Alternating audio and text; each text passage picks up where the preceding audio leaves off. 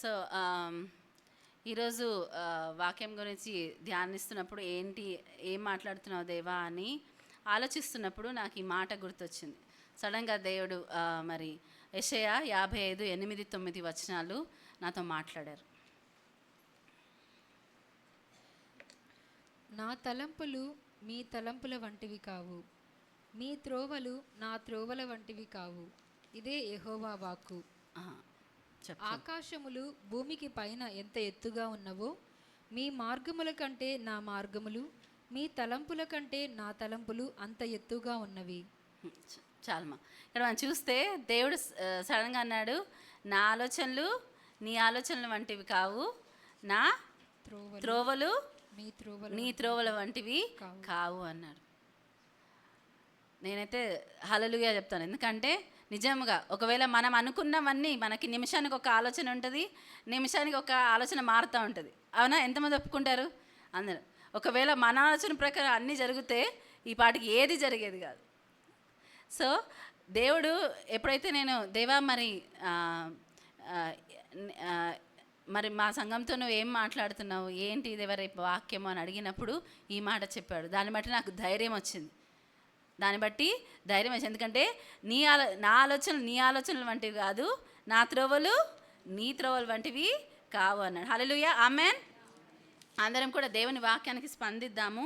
దేవుడు మనతో మాట్లాడినప్పుడు ఆమెన్ హల్లెలూయా చెప్తే మరి మనము ఒప్పుకొనడం ద్వారా అది మన జీవితంలో నెరవేరుతుంది. Amen hallelujah. విశ్వాసంతో ఒప్పుకుందాం. సో దేవుడి ఆలోచనలు మన ఆలోచనలు వంటివి కాదు, ఆయన త్రోవలు మన త్రోవలు లాంటివి కావు. సో దాన్ని బట్టి దేవునికి వందనాలు. సో ఆలోచనల గురించి ఆలోచిస్తుంటే దేవుడు అన్నాడు, మరి నాకు ఈ మాట గుర్తొచ్చింది. కీర్తనలు 139, 17, 18 వచనాలు. దేవా, నీ తలంపులు నాకెంత ప్రియమైనవి, వాటి మొత్తం ఎంత గొప్పది. వాటిని లెక్కించదని అనుకుంటున్నా, అవి ఇసుక కంటెను లెక్కకు ఎక్కువయున్నవి. నేను మేల్కొంటినా ఇంకనూ నీ యొద్దనే యుందును. ఇక్కడ చూస్తే ఎంత చక్కటి మాట. దేవా, నీ తలంపులు నాకెంత ప్రియమైనవి, వాటి మొత్తము ఎంత గొప్పది. ఎప్పుడైనా ఆలోచించామా? మన గురించి చాలాసార్లు మనకు బెంగ ఉంటుంది, కొన్నిసార్లు మనకు ఆలోచనలు ఉంటాయి.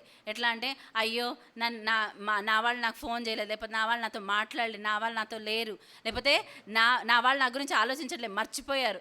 ఎన్నిసార్లు మనం అనుకుంటాం ఈ మాటలు? చాలాసార్లు అనుకుంటాం కదా, ఇంక్లూడింగ్ నేను కూడా అనుకుంటుంటా అప్పుడప్పుడు. కానీ దేవుడు అంటున్నాడు, దేవుడి గురించి ఇక్కడ మనం దావీదు చెప్పిన మాటలు చూస్తే, దేవా, నీ తలంపులు నాకెంత ప్రియమైనవి, వాటి మొత్తం ఎంత గొప్పది. వాటిని లెక్కించదని అనుకుంటున్నా, అవి ఇసుక కంటెను లెక్కకు ఎక్కువై ఉన్నవి. అవి నేను లెక్కించాలనుకుంటే ఏంటంటే, అవి ఇసుక కంటెను లెక్కకు ఎక్కువై ఉన్నవి. మనం ఎవ్వరు ఈ భూమి పైన మన గురించి ఎవ్వరు ఆలోచించట్లేదు అని అనుకుందాం. అలా జరగదు, కానీ అనుకున్నా దేవుడు ఏమంటున్నాడు, ఆయనకు మన పట్ల కలిగిన ఆలోచనలు లెక్కించాలంటే ఎంత అంటే అవి ఇసుక కన్నా మించి ఉన్నాయంట. అంటే ఎవరైనా ఇసుకను కౌంట్ చేస్తారా, లెక్కిస్తారా? ఒక గుప్పడి ఇసుక తీసుకొచ్చి లెక్క పెడదాం ఈరోజు, లెక్క పెట్టగలమా? లెక్క పెట్టలేం, మనకి రాదు. సో దేవుడి ఆలోచనలు మన పట్ల ఎలా ఉన్నాయంట, లెక్కకు మించి ఉన్నాయి, మనం లెక్కించలేము. సో మనము ఈరోజు అనుకోవచ్చు, మనము అరే నా గురించి ఎవరైనా ఆలోచిస్తారా, లేకపోతే నా గురించి ఎవరికైనా ఏదన్నా ధ్యాస ఉందా. మనం ఈసారి అంటే అసలు నీకు నా గురించి ఆలోచనే లేదు. మన వాళ్ళకి మనం ఈ మాట అంటాం కదా, నా గురించి నువ్వు ఆలోచించలేదు, నా గురించి నువ్వు ఇది చేయలేదు, నొచ్చుకుంటారు, బాధపడతాం. ఇవంతా చాలా కామన్. కానీ దేవుడు ఈరోజు అంటున్నాడు ఏంటి, ఆయనకున్న తలంపులు, ఆయనకున్న ఆలోచనలు ఏంటంట, ఇసుకరేణులకు మించి లెక్కకు మించి ఉన్న ఇసుకరేణుల ఎవరు లెక్క పెట్టలేరు కదా, అంత గొప్పగా ఉన్నాయి. హల్లెలూయా. మన దేవుడు మన పట్ల ఉన్న ఆలోచనలు ఎవ్వరూ లెక్క పెట్టలేరు. అందరికన్నా ఎవరి గురించైనా మనం ఆలోచిస్తే ఎంతసేపు ఆలోచిస్తాం? కొద్దిసేపు ఆలోచిస్తాం. చాలా చాలా ఎక్కువగా ప్రేమించినా ఏదో ఒక సమయంలో మర్చిపోతాం. ఎవ్వరు కూడా మరి కన్న తల్లి కన్నా పిల్లల్ని మర్చిపోగలరా? ప్రేమించగలరా? ప్రేమించలేరు. కానీ దేవుని వాక్యం ఏం చెప్తుంది, కన్న తల్లి కూడా మనని మర్చిపోవచ్చేమో, కానీ నేను నిన్ను మరువను అంటాడు. హల్లెలూయా. ఎంత గొప్ప దేవుడు మనకున్నాడు, ఎంత గొప్ప ఆదరించే దేవుడు ఉన్నాడు. తల్లి తన బిడ్డను మర్చిపోవచ్చేమో, కన్న తల్లి, కానీ మనని దేవుడు మర్చిపోడు, దేవుడు విడిచిపెట్టాడు. ఈరోజు దేవుడు మాట్లాడిన మాటలు అది. సో నేను అంటున్నా, దేవా మరి నీ ఆలోచనలు మా ఆలోచనలు కదా చాలా ఎత్తైనవి కదా. తర్వాత వచనం చదువుదాం. యెషయా 55:8-9-10 చదువుమా. 11. నా తలంపులు మీ తలంపుల వంటివి కావు, మీ త్రోవలు నా త్రోవల వంటివి కావు. ఇదే యెహోవా వాక్కు. ఆకాశములు భూమికి పైన ఎంత ఎత్తుగా ఉన్నవో, మీ మార్గముల కంటే నా మార్గములు, మీ తలంపుల కంటే నా తలంపులు అంత ఎత్తుగా ఉన్నవి. చాలు. ఇప్పుడు ఆకాశం నుంచి భూమి ఎంత ఎత్తుగా ఉందో, ఆయన తలంపుల కంటే మన తలంపుల కంటే ఆయన తలంపులు అంత ఎత్తుగా ఉన్నాయంటే ఎవరైనా ఆకాశం అంటుకోవచ్చా? అంటుకోలేదు. కొంతమంది ప్రయత్నించారు కదా, నిమ్రోద్ లాంటి వాళ్ళు ఏం చేశారు, ఒక టవర్ కట్టాలనుకున్నారు, గోపురం కట్టాలనుకున్నారు. ఎక్కడ? ఆకాశాన్ని అంటే అంత.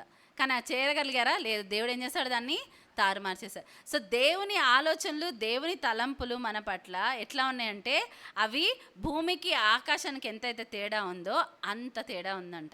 అయితే నేను అనుకున్న, దేవా అవును కరెక్టే, కానీ మరి మాకు నీ ఆలోచనలు, నీ మార్గాలు తెలియాలి, ఇప్పుడు అవసరము. అవునా? చెప్పండి. దేవుని ఆలోచనలు, దేవుని మార్గాలు నాకు తెలియడం అవసరం. ఒప్పుకుందాం అందరం? చెప్పండి. నాకు దేవుని ఆలోచనలు, దేవుని మార్గాలు నాకు తెలియడము అవసరము. హల్లెలూయా. ఎందుకు అవసరము? మనకు తెలుసు, దేవుని ఒకవేళ దేవుడు డైరెక్షన్ మనకు లేకపోతే, దేవుడు మనం నడిపించకపోతే మనం ఏమీ లేము. దేవుడు ఏమన్నాడు, నేను నిజమైన ద్రాక్షవల్లిని, మీరు తీగలేను. నాకు వేరుగా ఉండి మీరు ఫలించలేరు, ఎవ్వరు కూడా ఫలించలేరు. ఆయనకు వేరుగా ఉంటే ఎవ్వరు ఫలించలేరు. ఒకరికొక మార్గం ఏమనిపిస్తుందంట, చాలా మంచిగా అనిపిస్తుందంట, కానీ దాని అంతం ఏంటంట, మరణం అని ఉంటుంది. నాకు మంచిగా అనిపించేది ఈరోజు ఒక మార్గం, రేపటి రోజు ఇంకొక మార్గం మంచిగా అనిపిస్తుంది. కానీ మన దేవుడి మార్గాలు అలా మాటి మాటికి మారేవి కాదు. హల్లెలూయా. ఒక స్థిరమైన, ఒక నమ్మకమైన, ఒక బలమైన, ఒక సర్వశక్తిమంతుడైన దేవుడు మనతో ఉన్నాడు. ఉండడమే కాక ఆయన ఆలోచనలు ఎన్నో అంటే లెక్కకు మించి ఉన్నాయి మన పట్ల.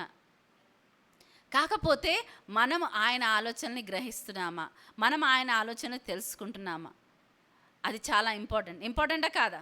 నేను ఆయన ఆలోచనలు తెలుసుకోవడం, ఆయన ఆలోచనలు గ్రహించడము నాకు మనందరికీ ఇంపార్టెంట్. వ్యక్తిగతంగా మనం తెలుసుకోవాలి, కుటుంబంగా తెలుసుకోవాలి, సంఘముగా తెలుసుకోవాలి.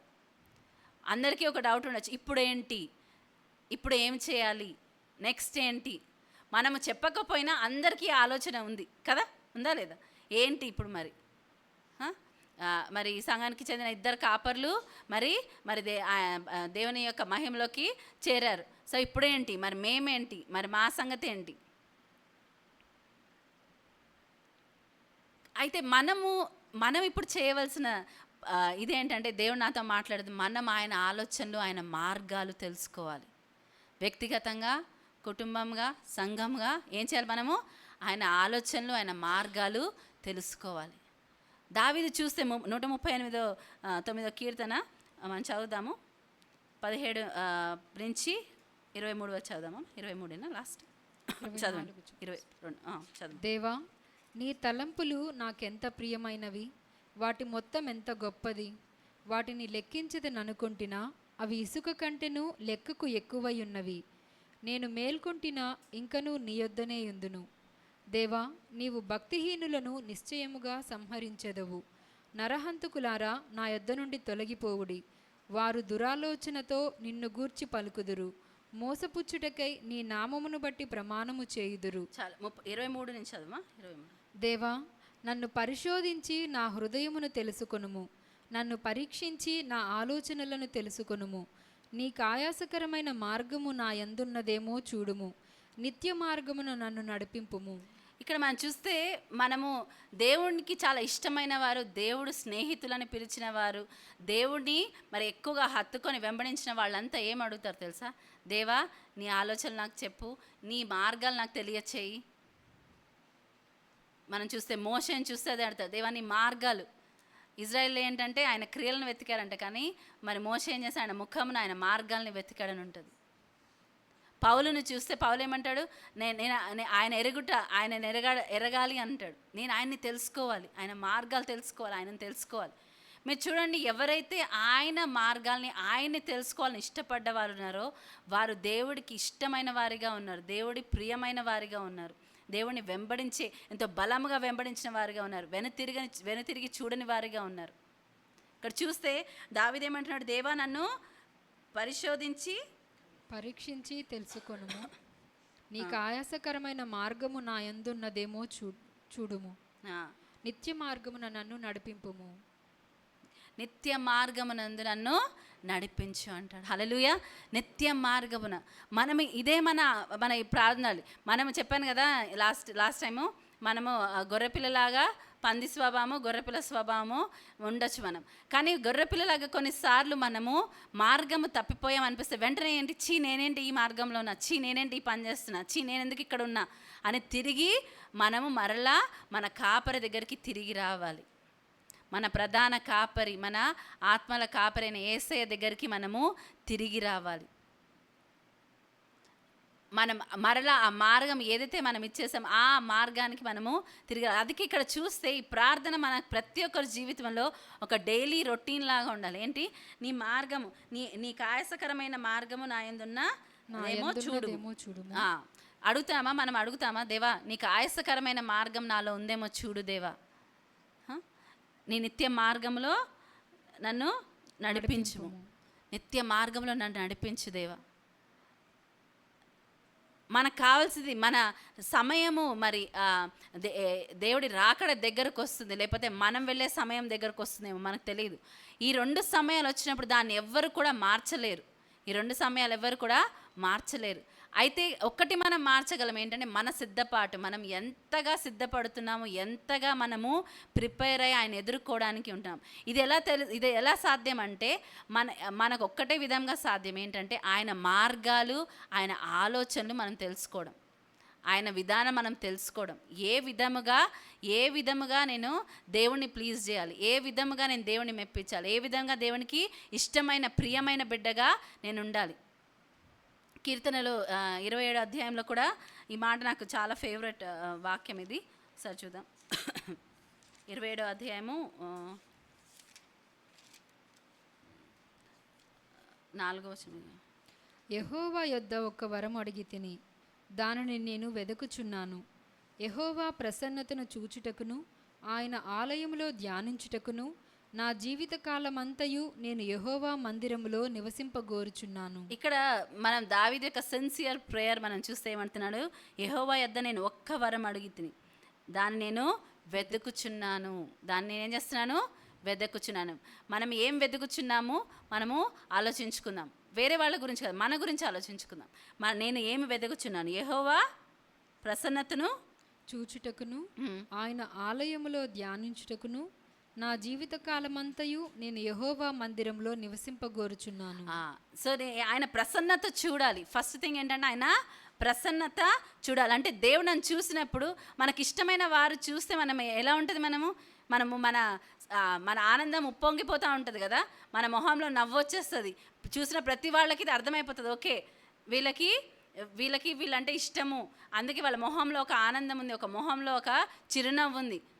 ఏదైనా మర్చిపోతారు, వారిని చూడగానే వారి బాధ మర్చిపోవచ్చు, వారి దుఃఖం మర్చిపోవచ్చు, లేకపోతే ఓదార్పు ఆదరణ పొందొచ్చు. ఇక్కడ ఏమంటున్నాడు, యెహోవా ప్రసన్నతను చూచుటకును ఆయన ఆలయంలో ధ్యానించుటకును నా జీవిత కాలమంతయు నేను యెహోవా మందిరంలో నివసింపగోరుచున్నాను. సో ఆయన ప్రసన్నత చూడాలి, ఆయన ఆలయంలో ధ్యానించాలి, ఇంకా నా జీవిత కాలం అంతా నేను యెహోవా మందిరంలో నివసింపగోరుచున్నాను. సో మనము ఇదే మన డిజైర్స్ ఎక్కడన్నా మనము దేవుని ఆలోచనలు ఎరగకుండా, దేవా నీ ఆలోచనలు ఆకాశం అంత ఎత్తున్నాయి, నా ఆలోచనలు ఇక్కడున్నాయి, సో నువ్వు నేను కలిసే నీ ఆలోచనలు నేను తెలుసుకునే మార్గం లేదు అనడానికి లేదు.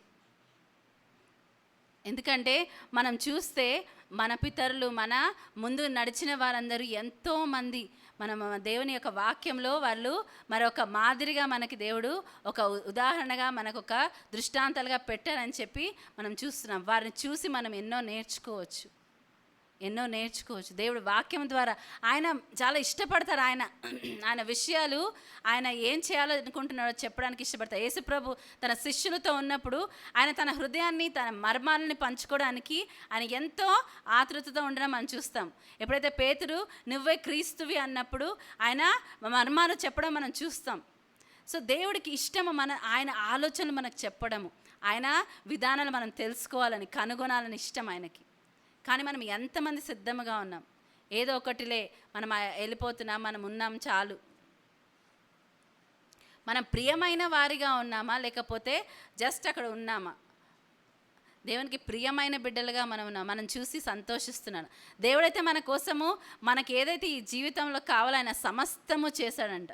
ఆల్రెడీ అన్నీ సమకూర్చాడు, ఆల్రెడీ అన్నీ చేశాడు. ఆయన ఏమంటున్నాడు? నీ పట్ల నాకున్న ఆలోచనలు నువ్వు లెక్క పెట్టలేవు కూడా అంటున్నాడు. సింపుల్గా చెప్పాలంటే ఏంటి? నువ్వు లెక్క పెట్టలేవు. అంత ఆలోచనలు కన్నా దేవుని ఇంకా ఏంటి? పర్ఫెక్ట్ దేవుడు. ఇప్పుడు మనము సపోజ్ ఎంతమందికి ఇక్కడ ఈత వచ్చు? ఓకే. సో సపోజ్ మనల్ని తీసుకెళ్ళి ఎవరైనా ఒక స్విమ్మింగ్ పూల్ వదిలేశారనుకోండి, వెళ్తామా మనం? ఆ ఎడ్జ్కే పట్టుకొని ఉంటామేమో.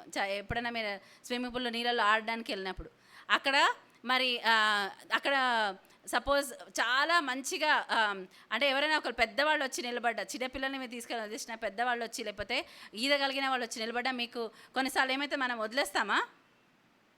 వదలడానికి మనము చేతులు వదిలేసి, లేకపోతే మనం వాళ్ళకి సమస్య అప్పగించడానికి చాలా భయపడతాం. అదే ఒక ట్యాగ్ వేసుకొని వచ్చాడు అనుకోండి, ట్రైన్డ్ ప్రొఫెషనల్, ఇక్కడ డైవ్ చేసేవాడు, ఇక్కడ అందరినీ రక్షించేవాడు, సంరక్షించేవాడు, ఒక ట్యాగ్ వేసుకొని వచ్చాడు అనుకోండి, ఏం చేస్తారు? ఆయన చేతులు వదిలేయంటే వదిలేస్తారు, ఆయన ఏం చేయమంటే అది చేస్తారు. సో మన లైఫ్లో మనకు కనిపించకపోయినా దేవుడు ఎప్పుడు మన పక్షాన అలా ఉంటాడు. కానీ మనం అది గ్రహించాం. ఎప్పుడు కూడా మనకే కంట్రోల్ కావాలనుకుంటుంటాం, ఎప్పుడు కూడా మనమే చేయాలనుకుంటాం. కానీ మనం ఒకవేళ నమ్మి, మనం ఆయన మార్గాలు తెలుసుకోవాలని, మార్గాల్ని వెతకాలని మనము గనక ప్రయత్నిస్తే దేవుడు మనకి ఆయన ఆలోచనలు ఆకాశం అంత ఎత్తున్నా కానీ అవి మనకి బయలుపరుస్తాడు, అవి మనకి తెలియజేస్తాడు. హల్లెలూయా. నిజంగా ఎంత గొప్ప దేవుడు. ఆయనకి ఎన్ని ఆలోచనలు ఉన్నాయి, మనము లెక్కించలేనన్ని ఆలోచనలు మన పట్ల ఉన్నాయి. కానీ ఆయన ఏమంటున్నాడు?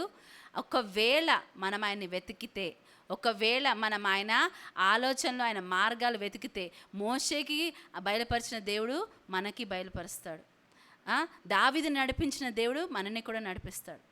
దావీదు ఎప్పుడు తప్పిపోలేదా? పర్ఫెక్ట్ మ్యానా దావీదు? లేదు. కానీ చూస్తే దావీదు గురించి ఏం రాయింది? ఆయన తన కోసం దేవుడు ఏవైతే నిర్ణయించాడో అవన్నీ యావత్తు నెరవేర్చి ఆయన తన పితరులతో నిద్రించాడు. ఎట్ ది ఎండ్ అది మన సాక్ష్యం ఉండాలి. ఒకవేళ ఆ సాక్ష్యం లేకుండా మనం ఎన్నెన్నో గొప్ప కార్యాలు, సొలొమోను గురించి ఎన్ని కార్యాలు రాయబడ్డాయి. సొలొమోను ఎంత గొప్ప గొప్ప పనులు చేశాడు, ఎంతమంది ఆయన యొక్క జ్ఞానాన్ని కోసం వెతుక్కుంటూ వచ్చారు. కానీ ఆయన ఏం చేశాడు? లాస్ట్కి దేవుడు చెప్పిన మాట వినలేదు. దేవుని విధానాలు, దేవుని మార్గాలు ఆయన వెంబడించక ఆయన దేవుని యొక్క సంపూర్ణ చిత్తము నెరవేర్చాడు అని చెప్పి ఎక్కడ రాయబడలేదు. మనం దినవృత్తాంతాల్లో చూస్తే కొంతమంది గురించి రాయబడి ఉంటుంది. వారి దేవుని ఇలా వెంబడించారు, వారి హృదయం అంతటితో వెంబడించారు. మనం ఉజ్జయ గురించి చూసినప్పుడు ఆయన చాలా దినములు దేవుడిని ఎంతో హృదయం అంతటితో వెంబడించి ఎన్నో గొప్ప కార్యాలు చేస్తాడు. ఒకరోజు హఠాత్తుగా ఏమైందంటే ఆయనకి గర్వము ప్రవేశించిందంట.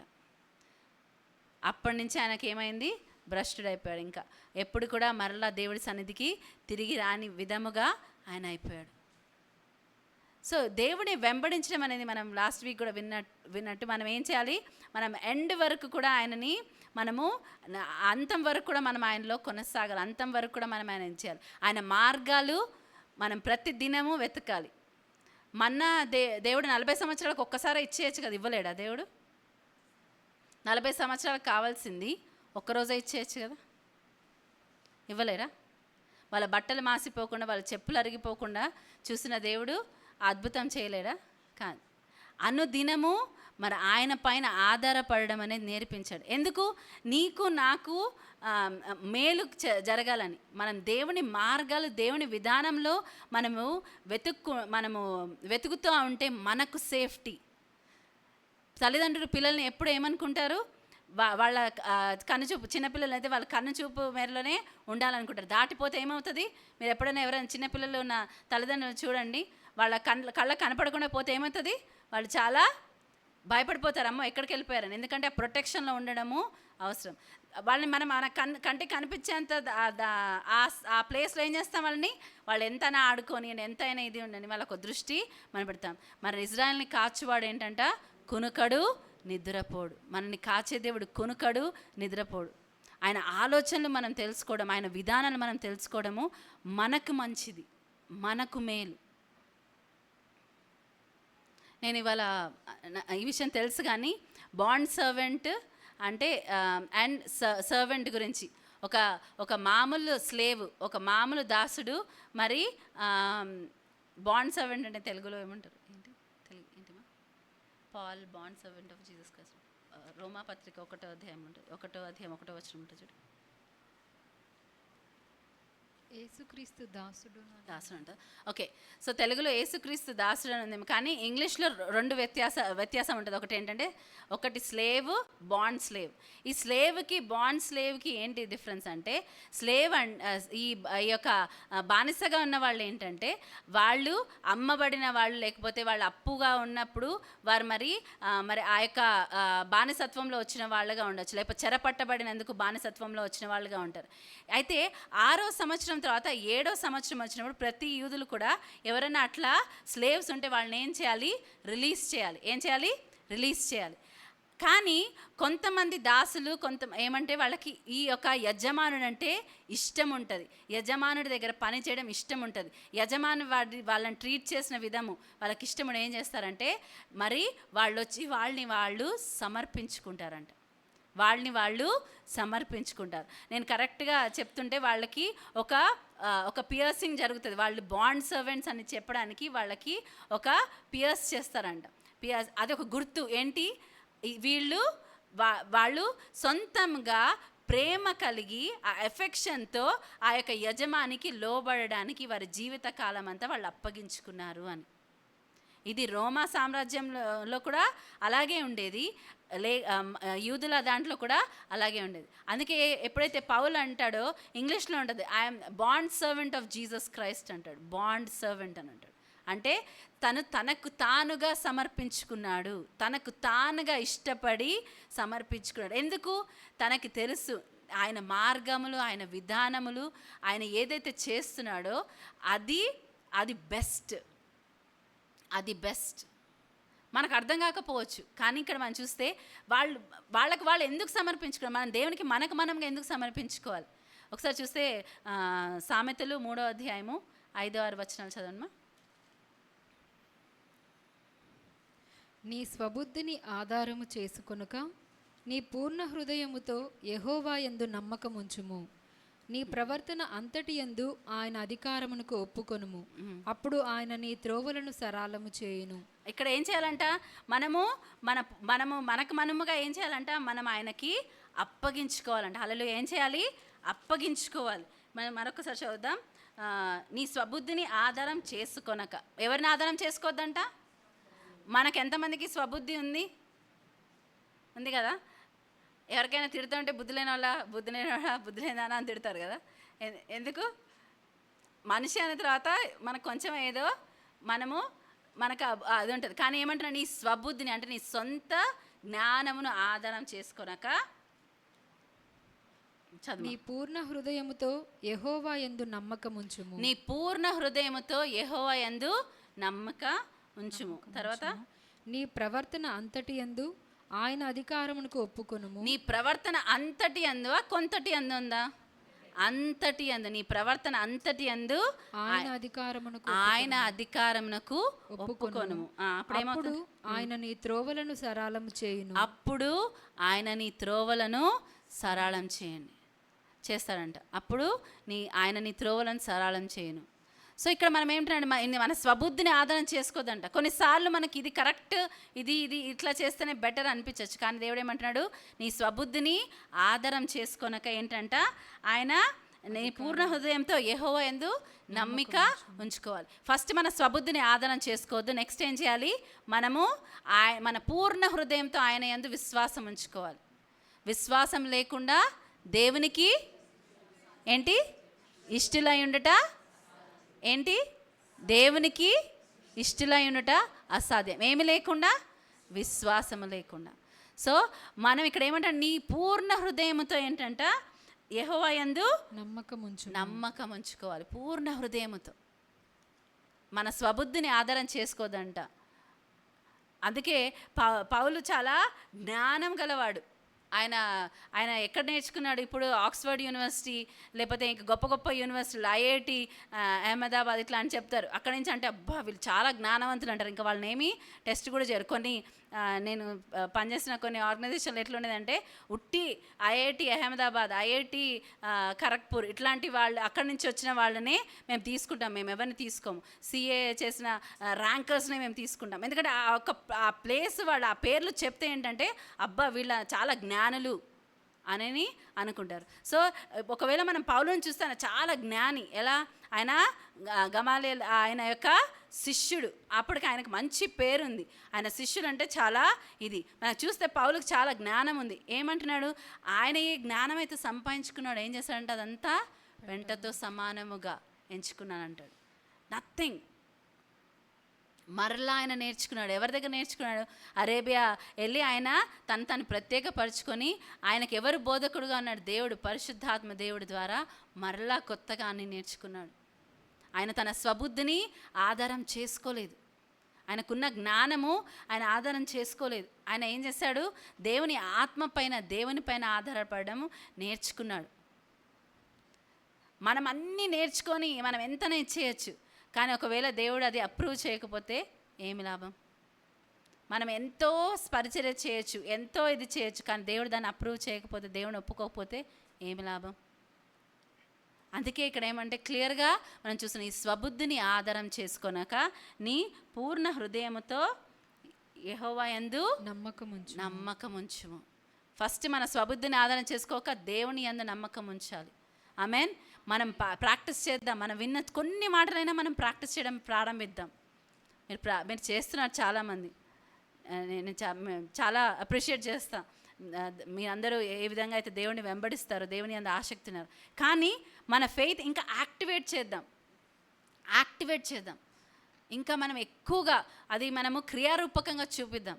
నీ స్వబుద్ధిని ఆధారం చేసుకొనక ఏమంటున్నాడు దేవుడు? నీ పూర్ణ హృదయముతో యెహోవా యందు నమ్మకం ఉంచుము. తర్వాత ఏంటి? నీ ప్రవర్తన అంతటి యందు ఆయన అధికారమునకు ఒప్పుకొనుము. నీ ప్రవర్తన అంతటి యందు ఆయన అధికారానికి ఒప్పుకొను. మనం ఏం చెప్పాలంట? మనము యేసు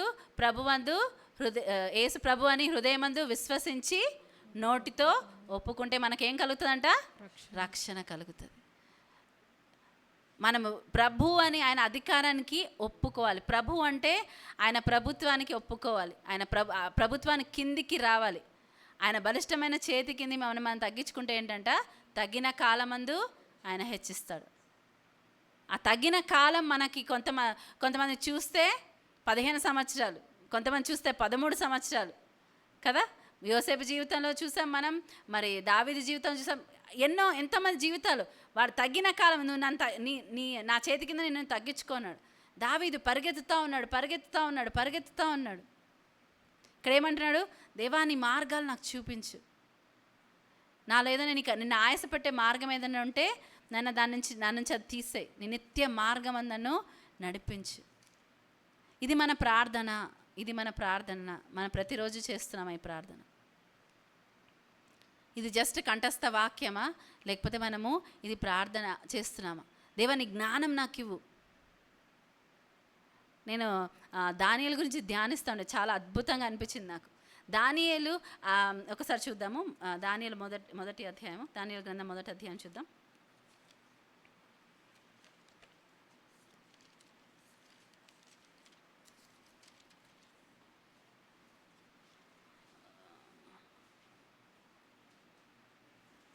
మూడు 4 వచనాలు చదువుమా. మొదటి అధ్యాయం 3-4 వచనాలు. రాజు అష్పేనజు అను తన నపుంసకుల అధిపతిని పిలిపించి అతనికి ఇలాగు ఆజ్ఞాపించెను.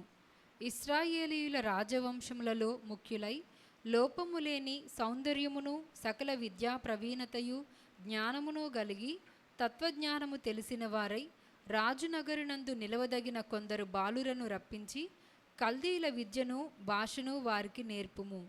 మరియు రాజు తాను భుజించు ఆహారములో నుండి తాను పానము చేయు ద్రాక్షారసములో నుండి అనుదిన భాగము వారికి నియమించి 3 సంవత్సరములు వారిని పోషించి పిమ్మట వారిని తన ఎదుట నిలవబెట్టునట్లు ఆజ్ఞ ఇచ్చెను. ఇక్కడ మనం చూస్తే ఇక్కడ అంట ఎవరో వేస్ట్గా ఉన్న వాళ్ళని కాదు, ఇక్కడ చూస్తే ఏం చెప్పాడు, రాజు ఏం ఆజ్ఞ ఇచ్చాడంట, ఇశ్రాయేలీయుల రాజవంశములలో ఇశ్రాయేల్ రాజవంశంలో ముఖ్యులై లోపము లేని సౌందర్యమును సకల విద్యా ప్రవీణతయు జ్ఞానమును గలిగి తత్వజ్ఞానము తెలిసిన వారై రాజునగరునందు నిలవదగిన కొందరు బాలురను రప్పించి. ఇక్కడ ఏంటంట, మంచిగా అంటే శ్రేష్టమైన వారిని అంటే బెస్ట్ వాళ్ళని తీసుకొని వచ్చి ఏం చేయమంటున్నాడు, వాళ్ళ కల్దీల విద్య నేర్పించి ఏం చేయాలంట, భాష నేర్పించి. మరియు రాజు తాను భుజించు ఆహారంలో నుండి తాను పానము చేయు ద్రాక్షారసములో నుండి అనుదిన భాగము వారికి నియమించి 3 సంవత్సరములు వారిని పోషించి పిమ్మట వారిని తన ఎదుట నిలవబెట్టునట్లు ఆజ్ఞ ఇచ్చాను.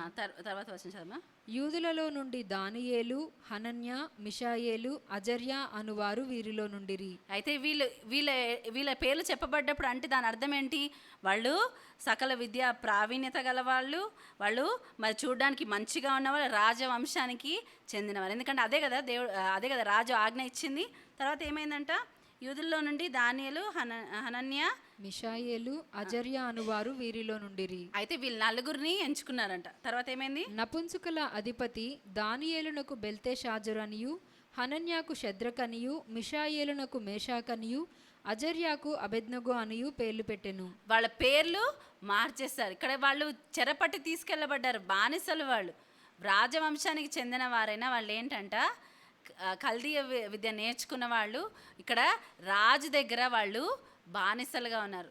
ఇంకొక వర్షన్ అది నాకు కరెక్ట్గా తెలియదు, కానీ ఏంటంటే వాళ్ళు కూడా మరి యూనాక్స్ నపుంసకులుగా చేయబడిన వారని కొంతమంది థియాలజీలు చెప్తారు. సో వాళ్ళని తీసుకెళ్ళి మరి ఆ విధంగా చేసి మరి రాజు యొక్క మరి దాంట్లో పరిచర్య చేయడానికి వారిని వాడుకున్నారని ఒక థియరీ ఉంటుంది. అయితే వీళ్ళని తీసుకెళ్ళి ఏంటంట, వాళ్ళని మరి రాజు భోజనం పెట్టి ఏం చేయాలంట, వాళ్ళని 3 సంవత్సరాల తర్వాత మళ్ళీ రాజు ఏం చేస్తారంట, వారిని రాజు సన్నిధికి వాళ్ళని నిలబెట్టాలంట. వాళ్ళకి కల్దీలు విద్య నేర్పించాలి. అన్నీ కూడా ఆ యొక్క ఈ రాజ్యానికి సంబంధించినవి అన్నీ కూడా వారికి నేర్పించి బబులోని రాజ్యానికి సంబంధించినవి వారిని ఆ విధముగా తయారు చేయాలన్నారు. తర్వాత ఏమైంది, ఇక్కడ 8వ మాట చాలా ఇంపార్టెంట్. రాజు భుజించు భోజనమును పానము చేయు ద్రాక్షారసమును పుచ్చుకొని తన్ను అపవిత్రపరచుకొనకూడదని దానియేలు ఉద్దేశించి తాను అపవిత్రుడు కాకుండునట్లు వాటిని పుచ్చుకొనకుండా సెలవిమ్మని నపుంసకుల అధిపతిని వేడుకొనగా. ఇక్కడ చూస్తే తాను ఏం చేసుకున్నాడంటే ఉద్దేశించాడు. ఇంగ్లీష్లో ఏముంటుందంటే, but Daniel resolve that he would not defile himself with the king's food. ఇక్కడ ఏమంటే ఇంకొక వర్జన్లో ఏమంటే Daniel determined in his heart, అంటే నిశ్చయించుకున్నాడు. ఏం నిశ్చయించుకున్నాడు అంటే, నన్ను నేను అపవిత్రపరచుకోను. ఇక్కడ ఒక డోర్ ఓపెన్ చేసుకున్నాడు డానియేల్. ఏంటి, దేవునికి తనకి ఇంకా ఆ యొక్క మరి కమ్యూనియన్ ఉండేలాగా, ఆ యొక్క సహవాసం ఉండేలాగా మనం చూస్తాము. రోమా 12వ అధ్యాయం చూడండి, 2వ వచనము. మీరు ఈ లోక మర్యాదను అనుసరింపక ఉత్తమమును అనుకూలమును సంపూర్ణమునయ్యున్న దేవుని చిత్తమేదో పరీక్షించి తెలుసుకున్నట్లు మీ మనస్సు మారి నూతన మగుటు వలన రూపాంతరము పొంది. ఇక్కడ ఏం చేయాలంటే దేవుడి చిత్తం ఏదో మనం తెలుసుకున్నట్లు ఏంటంట, మనము మనసు మారి నూతన మగుట వలన రూపాంతరం పొందాలంట. మనం ఈ లోక మర్యాదను అనుసరింపక ఫస్ట్ స్టెప్ డానియేల్ ఏం చేస్తాడు, ఫస్ట్ స్టెప్ చేసింది ఏంటి, ఆయన ఈ రాజు ఈజీ వే ఏంటంటే రాజు ఇచ్చిన భోజనం తినాలి, మంచిగా ఉండాలి, రాజు నేర్పించే విద్య నేర్చుకోవాలి, ఇవన్నీ చేయొచ్చు. అక్కడైతే అందరిలో ఒకటిగా ఉంటాడు, ఏ క్వశ్చన్ ఏ ప్రాబ్లము ఉండదు, నలుగురిలో ఒక్కడిగా ఉన్నాడు. కానీ దానియేలు ఏం నిర్ణయించుకున్నాడంట, నిశ్చయించుకున్నాడు. ఆ యొక్క రాజు పెట్టే ఆ భోజనం, ఆ రాజభోజనము వద్దనుక నిశ్చయించుకొని, ఇక్కడ మనం చూస్తే ఎప్పుడు దేవుని కోసము నిలబడడానికి మనం దానియేలు ఎప్పుడు సిగ్గుపడాడు. మనం అది ఫస్ట్ థింగ్ అబ్జర్వ్ చేస్తే కనుక ఆయన వాయిస్ అవుట్ చేయడానికి, చెప్పడానికి అసలు సిగ్గుపడాడు. ఆయన తెలివిమంతుడిగా లేకపోతే ఆయన గొప్పవాడిగా ఎప్పుడు మనకు ఒక స్టేటస్, ఒక హోదా వచ్చాక చిచి నేను ఇట్లా చేస్తే వాళ్ళేమనుకుంటారు, నా స్టేటస్కి ఇది తగదు, లేకపోతే నాకు ఇది తగదు అనుకుంటాం. కానీ దానియేలు దేవుని వెంబడించడంలో, దేవుని గుర్తించడంలో, దేవుని ఏమంటారు ఒప్పుకొనడంలో ఆయన ఏ విషయంలో సిగ్గుపడాడు. ఇక్కడ ఆయన వాయిస్ అవుట్ చేస్తాడు. ఆయన అలా చేసినందుకు ఆయన తల కూడా తీసేయచ్చు, లేకపోతే ఆయన బయటకి తరిమేయచ్చు. కానీ మనం చదువుమా 9వ వచనం. దేవుడు నపుంసకుల అధిపతి దృష్టికి దానియేలునకు కృపా కటాక్షమునందను అనుగ్రహించెను గనుక నపుంసకుల అధిపతి దానియేలుతో ఇట్లా నేను ఇక్కడ ఏమంటున్నాడు, దేవుడు నపుంసకుల అధిపతి దృష్టికి ఏమైచాడు, దానియేలుకి ఏం కలిగజేశాడంట, కృపా కటాక్షములు. ఎప్పుడైతే మనం దేవుని మార్గాలు తెలుసుకోవాలి, దేవుని విధానాల్ని హత్తుకొని ఉండాలి అనుకుంటామో మనకేమవుతుందంటే ఒక స్పెషల్ గ్రేస్ దొరుకుతుందంట, ఒక స్పెషల్ గ్రేస్ దొరుకుతుంది. అది దానికి విట్నెస్ నేను ఎస్తర్ గురించి చెప్తా.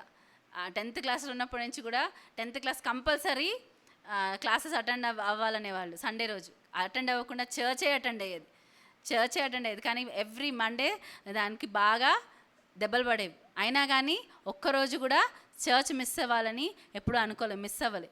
తర్వాత కాలేజ్ MLT చేయడానికి కిమ్స్లో మంచి కాలేజ్లో వచ్చింది. కానీ ఏమైంది, అక్కడ కూడా ఏమన్నారు, సండేసే కొన్ని క్లాసెస్ ఉంటాయి, ఇంపార్టెంట్ క్లాసెస్, అవి అటెండ్ కాకపోతే నువ్వు మరి పాస్ అవ్వలేదు అన్నట్టున్నారు, మరి నువ్వు క్లియర్ చేయలేవు అన్నారు. కానీ తను సొంతంగా చదువుకొని కొంతమంది హెల్ప్తో తను టాపర్గా అయ్యేలాగా దేవుడిచాడు. ఎప్పుడు సండే వెళ్ళలేదు క్లాస్కి. హల్లెలూయా. సో కొన్ని మనం తీర్మానాలు తీసుకుంటే ఏంటంటే, ఇక్కడ దానియేలు ఎప్పుడైతే తీర్మానం తీసుకున్నాడో ఆయనకి ఏమొచ్చిందంట, కృపా కటాక్షమునందడు. కృపా కటాక్షం లేకపోతే ఏమవుతుంది, దానియేలు అక్కడికక్కడే బహిష్కరించబడడం, చంపబడడం. నువ్వు ఒక బానిసవి, నీకు నువ్వు అంత మాట్లాడే ఇది లేదు అని అక్కడికక్కడే ఆయన లైఫ్ అయిపోవచ్చు. కానీ ఇక్కడ ఏమైందంట, ఆయన కృపా కటాక్షములు పొందుకున్నాడంట. ఇదే మాట మనకి ఎస్తర్ విషయంలో కూడా ఉంటుంది. ఎస్తరు హేగే చెప్పిన ప్రతిదీ చేసిందంట. ఆమె అందరూ ఏం చేస్తారు, ఎంతెంతో చాలా వెయిట్ గల బంగారము, నగలు అన్నీ వేసుకొని రాజుని ఈ విధంగా మేము మరి ప్లీజ్ చేయొచ్చేమో, రాజు యొక్క దయను పొందుకోవచ్చేమో అని చాలా విధాలుగా వాళ్ళ సొంత విధాలుగా ట్రై చేశారంట. కానీ మనము ఎప్పుడైతే ఈమె గురించి చూస్తామో అది ఎక్కడ ఉంటుందంటే ఎస్తేరు 2వ అధ్యాయం 15వ వచనం. మొర్దెకే తన కుమార్తెగా స్వీకరించుకొనిన తన పినతండ్రి అయిన అబీహైలు కుమార్తెయగు ఎస్తేరు రాజునొద్దకు వెళ్ళుటకు వంతు వచ్చినప్పుడు స్త్రీలను కాయు రాజు యొక్క షండుడైన హేగే నిర్ణయించిన అలంకారముగాక ఆమె మరి ఏమీ కోరలేదు. ఇక్కడ చూస్తే హేగే తను నిర్ణయించిన అలంకారం తప్ప తను ఎక్స్ట్రా ఏది కూడా కోరలేదంట. దాని ముందు చూస్తే మనం ఇంతకుముందు కూడా ఒకసారి ధ్యానించాము. వాళ్ళు అందరూ ఏం చేస్తారంట, మీరు ఏం కావాలంటే అది తీసుకోవచ్చు అంటే ఏమేమి తీసుకున్నారో వాళ్ళు అన్ని రకరకాలుగా తీసుకున్నారు. హేగేని ఎవరు అడగలేదు. హేగే మరి రాజు యొక్క హృదయం తెలిసిన వ్యక్తి, రాజు పక్షానున్న వ్యక్తి, అంటే రాజుకి ఏది ఇష్టమో ఏది ఇష్టం లేదో అన్నీ తెలిసిన వ్యక్తి. ఆయన అడ్వైజ్ ఎవరు అడగలేదు. కానీ ఎస్తర్ ఏం చేస్తుందంట, ఆయన చెప్పిన అలంకారం తప్ప ఇంకేది కూడా ఆమె కోరుకోలేదంట. ఆయన చెప్పిన తప్ప ఏది కోరుకోలేదు. అంటే చాలా క్లోజ్గా ఫాలో అయింది. తర్వాత ఏమవుతుంది చదవము. ఎస్తేరును చూచిన వారందరికీ ఆమె యందు దయ పుట్టెను. ఈ ప్రకారము ఎస్తేరు రాజైన అహష్వేరోషు ఏలుబడి యందు 7వ సంవత్సరమున టెబేతు అను 10వ నెలలో రాజనగరులోనికి అతని యొద్దకు పోగా స్త్రీలందరికంటే రాజు ఎస్తేరును ప్రేమించెను, కన్యకలందరికంటే ఆమె అతని వలన దయాదాక్షిణ్యములు పొందెను. ఇక్కడ చూస్తే మళ్ళీ ఏమైంది, ఈమెంట అందరికంటే ఎక్కువ దయాదాక్షిణ్యములు పొందిందంట. హేగే కూడా ఆమె ఇష్టమైనదిగా ఉంది. ఇక్కడ చూస్తే రాజుకి ఆమె ఇష్టమైనదిగా ఉంది. ఎందుకంటే ఆమె ఒక్కటి నిర్ణయించుకుంది. హేగే పరిశుద్ధాత్మకి గుర్తు. అక్కడ చెప్పిన తప్ప ఆమె ఇంకేది కోరుకోలేదంట, ఇంకేమీ చేయలేదంట, ఇంకేమీ ఆశించలేదు. ఓకే సరే నేను ఇది చేస్తున్నాను, ఎవరికైతే రాజు గురించి మంచిగా తెలుసో నేను వాళ్ళ మాట తప్ప ఇంకేది వినను అనుకుంది. అక్కడ దయ పొందింది ఆమె, రాజు దృష్టికి దయ పొందింది, అందరికంటే ఎక్కువ దయ పొందిందంట. హల్లెలూయా. మనం ఇక్కడ చూస్తే దానియేలు ఏం చేస్తాడు, దానియేలు ఒక తీర్మానం తీసుకున్నాడు, ఈమె ఒక తీర్మానం తీసుకుంది, నాకు హేగే చెప్పింది నేను చేస్తాను. ఇక్కడ దానియేలు ఏం చేస్తున్నాడు, నేను రాజు పెట్టే ఆహారంతో నన్ను అపవిత్రపరచుకొని ఒక తీర్మానం చేసుకున్నాడు. మళ్ళీ తిరిగి దానియేలు వద్దాం. 20 వచనం చదువు. 20. రాజు వీరి యొద్ద విచారణ చేయగా జ్ఞాన వివేకముల సంబంధమైన ప్రతి విషయంలో వీరు తన రాజ్యమందంతట నుండు శకునగాండ్ర కంటెను గారడీ విద్య గలవారందరికంటెను 10 అంతులు శ్రేష్ఠులని తెలియబడెను. ఇక్కడ మనం చూస్తే వీళ్ళందరంట మరి అక్కడ ఉన్న కల్దీలందరికంటే ఎవరు? షద్రక్, మేషక్, ఒబేద్నెగో, దానియేల్, వీళ్ళ నలుగురికి 10 రెట్లు ఎక్కువ జ్ఞానం ఉందంట. మనం చాలాసార్లు మన సొంత దాంతో మనం వినతాం, కానీ దేవుడి జ్ఞానం పైన ఆధారపడి దేవా నువ్వు నన్ను నడిపించు అని ప్రతి అడుగులో ప్రతి విషయంలో మనం అడిగితే మనని తలగా ఉంచుతాడు దేవుడు. నీ మార్గాలన్నీ నాకు సమర్పించి, అప్పుడు ఏంటంటే నీ త్రోవను నేను సరళం చేస్తా అంటాడు. నీకు ముందుగా నీ త్రోవను నేను సరళం చేస్తా అంటాడు. ఎంతగా మనము దేవుని యొక్క కౌన్సిల్, దేవుని యొక్క ఆలోచనలు మనము పొందుకోవాలి, దేవుని యొక్క మార్గాలు మనం తెలుసుకోవాలని ఆశపడుతున్నాం. నిజమే, దేవుడి ఆలోచనలు మన ఆలోచనలు ఎంతో ఉన్నతమైనవి, మనం అవి రీచ్ కాలేం. కానీ ఎవరైతే వెతుకుతారో వారికి ఆయన దొరుకుతాడు. ఎవరైతే వెతుకుతారో వారికి ఆయన దొరుకుతాడు. హల్లెలూయా. మనం వెతికితే మనకు ఆయన దొరుకుతాడు. వెతికిన వారికి అందరికీ ఆయన దొరుకుతాడంట. విశ్వాసం లేకుండా దేవునికి ఇష్టలై ఉన్నట్టు అసాధ్యము. ఆయన ఉన్నాడని ఒకసారి చదువుదాం ఆ మాట. హెబ్రీయులకు రాసిన పత్రిక 11వ అధ్యాయము 6వ వచనం. విశ్వాసము లేకుండా దేవునికి ఇష్టుడయుండుట అసాధ్యము.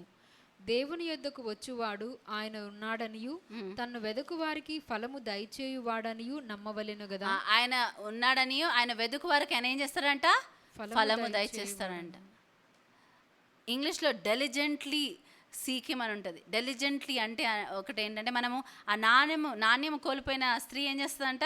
ఇల్లంతా చాలా జాగ్రత్తగా వెతుకుతుందంట. అంటే ఒక్కొక్కటి తీసి మనకి ఏదైనా బంగారు కమ్మో లేకపోతే బంగారం ఏదైనా పడిపోయింది అనుకోండి, ఏం చేస్తాం మనం? ఒక్కొక్కటి తీసి చాలా శ్రద్ధగా అని మొత్తం జాగ్రత్తగా వెతాం. ఆ విధంగా దేవుని ఆ విధంగా జాగ్రత్తగా శ్రద్ధగా వెతకాలంట. వెతుకు వాళ్ళకి ఆయన ఏం చేస్తాడంట? తప్పకుండా ఫలము దయచేస్తాడు.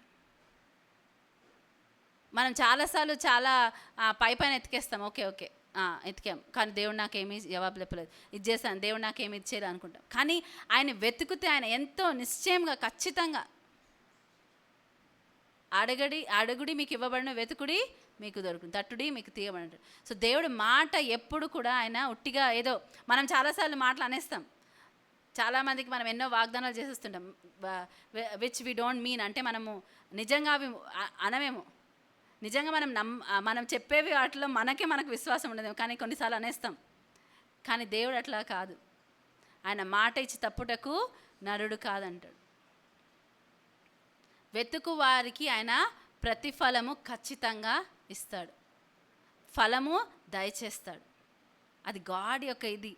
ఇక్కడ దానియేలు ఎతికితే దానియేలు, షద్రక్, మేషక్, అబేద్నెగో ఎతికినప్పుడు ఏమైందంటే వాళ్ళు దేవుడి కోసం వాళ్ళు ప్రతిష్ఠించుకున్నప్పుడు, దేవుడి పైన ఆధారపడ్డప్పుడు ఇద్దరు వ్యక్తులు మనం చూస్తున్నాం, దానియేలు, ఎస్తేర్.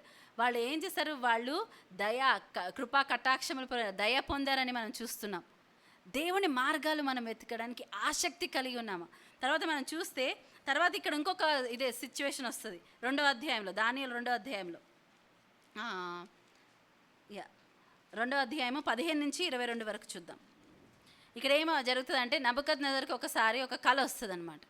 ఆ కళ వస్తే ఆ కళ ఆయన చాలా కలవర పెడుతుందంట. కానీ మనందరికి తెలిసిన స్టోరీయే కాబట్టి మనం చదవట్లేదు, కానీ కలవర పెడుతుంది. కానీ ఆ కళ ఆయన మర్చిపోతాడు. సో ఆయన ఏమంటాడు? ఆయన రాజ్యంలో ఎట్లాంటి వాళ్ళని ఆయన పెట్టుకున్నాడు? దగ్గరంతా జ్ఞానం కలిగిన వాళ్ళు, చాలా మరి ఏమంటారు, తత్వ శాస్త్రం అది తెలిసిన వాళ్ళు, గొప్ప గొప్ప వాళ్ళని ఆయన పెట్టుకున్నాడు. ఏమనుకున్నాడు? ఇప్పుడు నాకు వచ్చిన కళ ఏంటి? ఆయన ఏమనుకున్నాడు? ఆయన కళ వచ్చింది, ఆ కళ మర్చిపోయాడంట. ఆ కళ వచ్చింది, కళ మర్చిపోయాడంట. సో అందరినీ పిలిపించామన్నాడు. పిలిపిస్తే వాళ్ళందరూ వచ్చారంట. వచ్చినప్పుడు ఏమన్నాడు?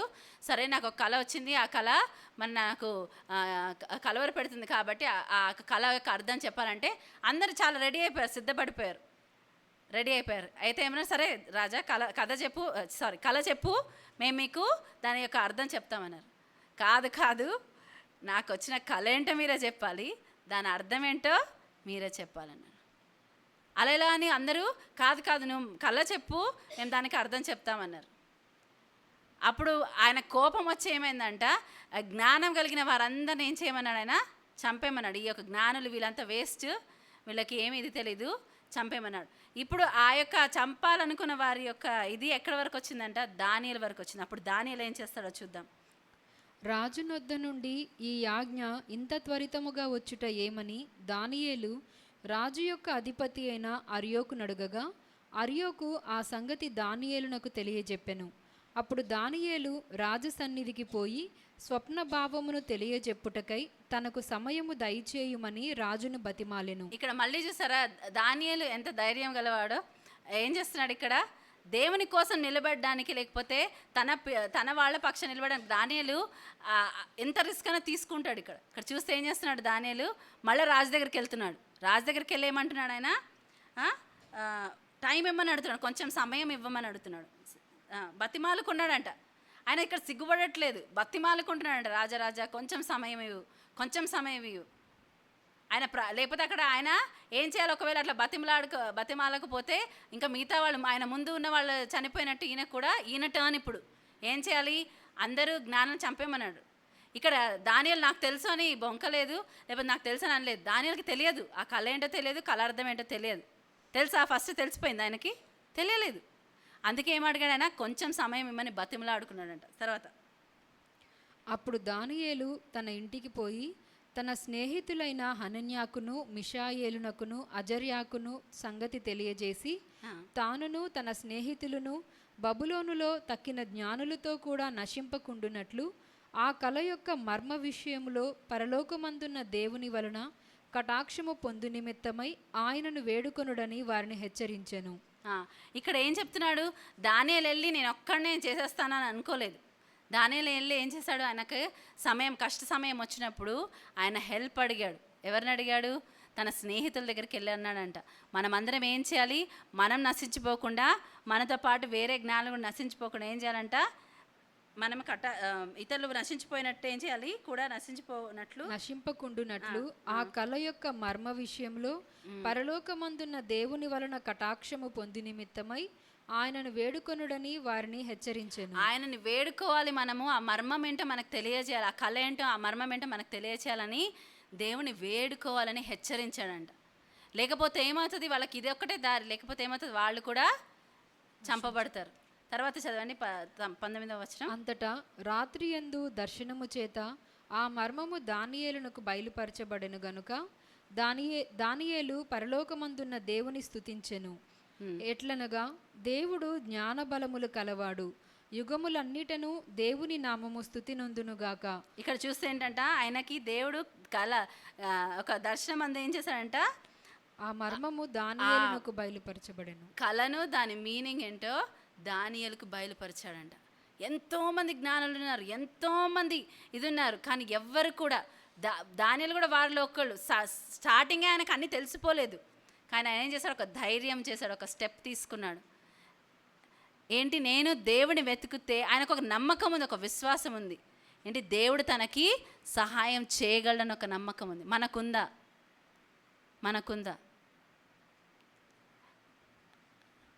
ఆ యొక్క నలుగురు కూడా ఏమంటారు, కరువు వచ్చిన కాలంలో, ఎలీషా కాలంలో ఏం చేస్తారు? మేము ఇక్కడ ఉంటే కూడా చచ్చిపోతాము, ఆ యొక్క మరి శత్రువుల పాలనలోకి వెళ్ళి అక్కడ ఏముందో చూసొద్దామని అనుకుంటారు. వారు అటు సైడ్ తిరగగానే ఏమైందంట, ఆ యొక్క శత్రువుల ఆ యొక్క పాలెంలో అంట దేవుడు రథముల చప్పుడు వినిపించాడంట. అప్పుడు ఏమైందంట, బెన్హదాద్ కాలంలో జరిగిన కరువు, వచ్చిన భయంకరమైన కరువు. అప్పుడు వాళ్ళ పిల్లల్ని ఒకరు చంపుకొని తినే ఒక సమయం. అప్పుడు ఏమంట, ఆ యొక్క వారు ఎప్పుడైతే మేము వెళ్ళి చూద్దామని తిరిగినప్పుడు ఆ పాలెములో దేవుడు ఏం చేశాడంట, రథముల చప్పుడు వినిపింపజేశాడంట. వాళ్ళు ఏం చేశారు? ఇజ్రాయెల్ ఇంకా ఎక్కువ గొప్ప గొప్ప సైన్యం తీసుకొని మమ్మల్ని హతం చేయడానికి వస్తున్నారని చెప్పి ఉన్నట్టు వారికి ఏమైతే ఉన్నాయో అన్నీ అక్కడ వదిలేసి పారిపోయారంట. ఈ నలుగురు అక్కడ వెళ్ళి పాలన చూసినప్పుడు ఎవ్వరు లేరు. సమృద్ధి అయినా ఇది ఉందనమాట, స్పాయిల్. అది తీసుకొని వీళ్ళు ఏం చేసుకోవాలో అర్థం కాలేదు. మనం ఒక్కళ్ళమే ఏం చేసుకుందాం, మనం వెళ్ళి మన వాళ్ళకి చెప్దాం అనుకున్నారు. హల్లెలూయా. సో ఇక్కడ చూస్తే దానియేలు ఏమంటాడు, మనం నశించిపోకుండా మనము దేవుణ్ణి అడుగుదాం, మర్మాలు అడుగుదాం. ధైర్యం చేస్తాడు, ఇక్కడ ధైర్యం చేస్తాడు దానియేలు.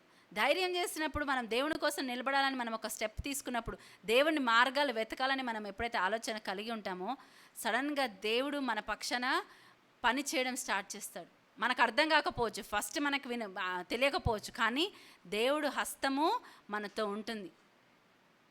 అట్లా అని దేవుడు హస్తం ఉంది, దేవుడి కటాక్షము, కృపా కటాక్షములు ఆయనతో ఉన్నాయని చెప్పి ఆయనకేం ప్రాబ్లమ్స్ రాలేదా? వచ్చాయి. కానీ ఎప్పుడు కూడా అద్భుతమైన డెలివరెన్స్, అద్భుతమైన విడుదల, అద్భుతమైన జవాబు దానియేలు పొందుకోవడం మనం చూస్తాం. మనకి ఒక నమ్మకం ఉందా? నేను భరించలేని, లేకపోతే నేను సాల్వ్ చేయలేని ప్రాబ్లం నాకు వచ్చిందంటే దేవుడు ఏదో అద్భుతము చేయబోతున్నాడు, దేవుడు ఏదో గొప్ప కార్యం చేయబోతున్నాడు. ఇది నాకు అసాధ్యం అంటే దేవుడు దీన్ని సాధ్యం చేస్తాడు. ఒక సాంగ్ ఉంటుంది, నాకు ఇది చాలా ఐ విల్ ట్రస్ట్ అని ఒక సాంగ్ ఉంటుంది అనమాట.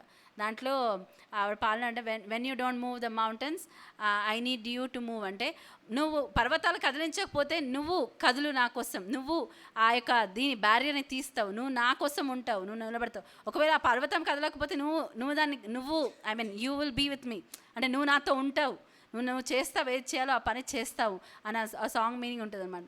అది నాకు చాలా ఇష్టం. నిజంగా ఒకవేళ దేవుడు ఆ యొక్క పర్వతాన్ని కదిలించకపోయినా, లేకపోతే ఏదైనా మనం అనుకున్న అద్భుతం చేయకపోయినా, అయినా కానీ దేవుడు ఆయన దేవుడే, అయినా ఆయన మన పక్షాన ఉన్నవాడే. ఆయన తగ్గిన కాలమందు ఖచ్చితంగా చేస్తాడు, తగ్గిన సమయమందు ఆయన చేయాలనుకున్న పని ఖచ్చితంగా చేస్తాడు. ఆయన ఒకటి అనుకునే దాన్ని రివర్స్ చేయగలిగిన వాళ్ళు ఎవ్వరు లేరు. ఆయన చేతి నుంచి మనల్ని అపహరించే వాళ్ళు ఎవ్వరు లేరంట. కానీ ఒక దైవం అంటారు, ఆయన చేతి నుంచి మనల్ని ఎవరు అపహరించలేరు, కానీ మనము ఆయన చేతిలోంచి మనంతటా మనము దాటి వెళ్ళిపోవచ్చు. నాకు వద్దు అనుకుంటే ఆయన వదిలేస్తాడు. ఇక్కడ దానియేలు మనం చూసినప్పుడు, దానియేలు ఆయన ఎంత ఇదిగా మనం చూస్తాం. ఇక్కడ మన అందరిని హెచ్చరిస్తున్నాడు. మనము దేవుణ్ణి మన ఆ కళని, ఆ దర్శనాన్ని, ఆ మర్మాన్ని మనం అడుగుదాం, లేకపోతే మన లైఫ్స్ కూడా ఇంకా అయిపోయింది, మన ముందున్న వాళ్ళలాగా మన లైఫ్స్ కూడా అయిపోయింది. అలా ఉండడము నాకు ఇష్టం లేదు. ఎంతమంది అనుకుంటాం, నా కథ నార్మల్గా ముగియడం నాకు ఇష్టం లేదు. I don't want to be an ordinary person. దేవుని కోసము మరి ఆసక్తి కలిగిన వ్యక్తిగా నేను ఉండాలి, ఆసక్తి కలిగిన వాడిగా, ఆసక్తి కలిగిన దానిగా, నా పేరు ఆ విధముగా రాయబడాలని ఎంతమందికి ఆశ ఉంది? నాకైతే ఉంటుంది చాలా, నా పేరు ఆ విధముగా రాయబడాలి. నేను ఏదో పర్ఫెక్ట్గా ఉన్నానని కాదు, పర్ఫెక్ట్గా లేను నేను, కానీ ఆశ అయితే ఉంది. ఖచ్చితంగా ఒకరోజు దేవుడు ఆ విధంగా చేస్తాడు, నమ్మకం ఉంది. ఇక్కడ దానియేలు పర్ఫెక్ట్ అయిపోలేదు. ఇక్కడ దానియేలు ఏమంటాడు, హెచ్చరిస్తున్నాడు. నాకు తెలియదు, కళ అర్థం ఏంటో తెలియదు, భావం ఏంటో తెలియదు, కళ ఏంటో తెలియదు, కానీ ధైర్యం చేసి ఏమంటాడు, ఆ రాజుని బతిమలాడుకున్నాడంట. ఏం చేశాడు? బతిమలాడుకున్నాడు. దావీదు చిన్నవాడే, తన అన్నలంతా ఏంటంట యుద్ధ వీరులు, శూరులు, కానీ అక్కడికి వెళ్ళి ఏం చేస్తాడు, ఈ సున్నతి లేని ఈ ఫిలిష్టీయులు ఏపాటి వాడు, జీవం గల దేవుని యొక్క సైన్యాన్ని మరి ఎదిరించడానికి అన్నాడు. ఆ మాట విని ఏం చేశారు? ఆ వార్త ఎవరి వరకు వెళ్ళింది? సౌలు రాజు వరకు వెళ్ళింది. సౌలు రాజు దగ్గరికి వెళ్ళి ఆయన ఊరుకొని ఇచ్చేస్తున్నాడు. లేదు, నాకు ఆ ధైర్యం ఉంది, ఎందుకంటే ఒకసారి నా గొర్రెపిల్లని ఎత్తుకుపోవడానికి ఒక సింహం వచ్చింది, ఒక ఎలుగుబంటి వచ్చింది, కానీ వాటి నోట్లోంచి నేను లాగి నాకు చెందిన వాటిని నేను రక్షించాను అని ధైర్యంగా చెప్పగలిగాడు. ఆయనకు ఒక నమ్మకం ఉంది. ఏంటి చిన్నోడివి నువ్వు, అయితే సరే నువ్వు నా కవచం వేసుకొని వెళ్ళమంటే ఏంటంటే, ఆ కవచం ఆయనకు సరిపోయిందా? సరిపోలేదు. నేను జీవము గల దేవుని నామంలో వెళ్తున్నా అంటాడు. ఒక ధైర్యం ఉంది దేవుని నామంలో, ఒక ధైర్యం ఉంది, ఒక నమ్మకం ఉంది. మనకుందా?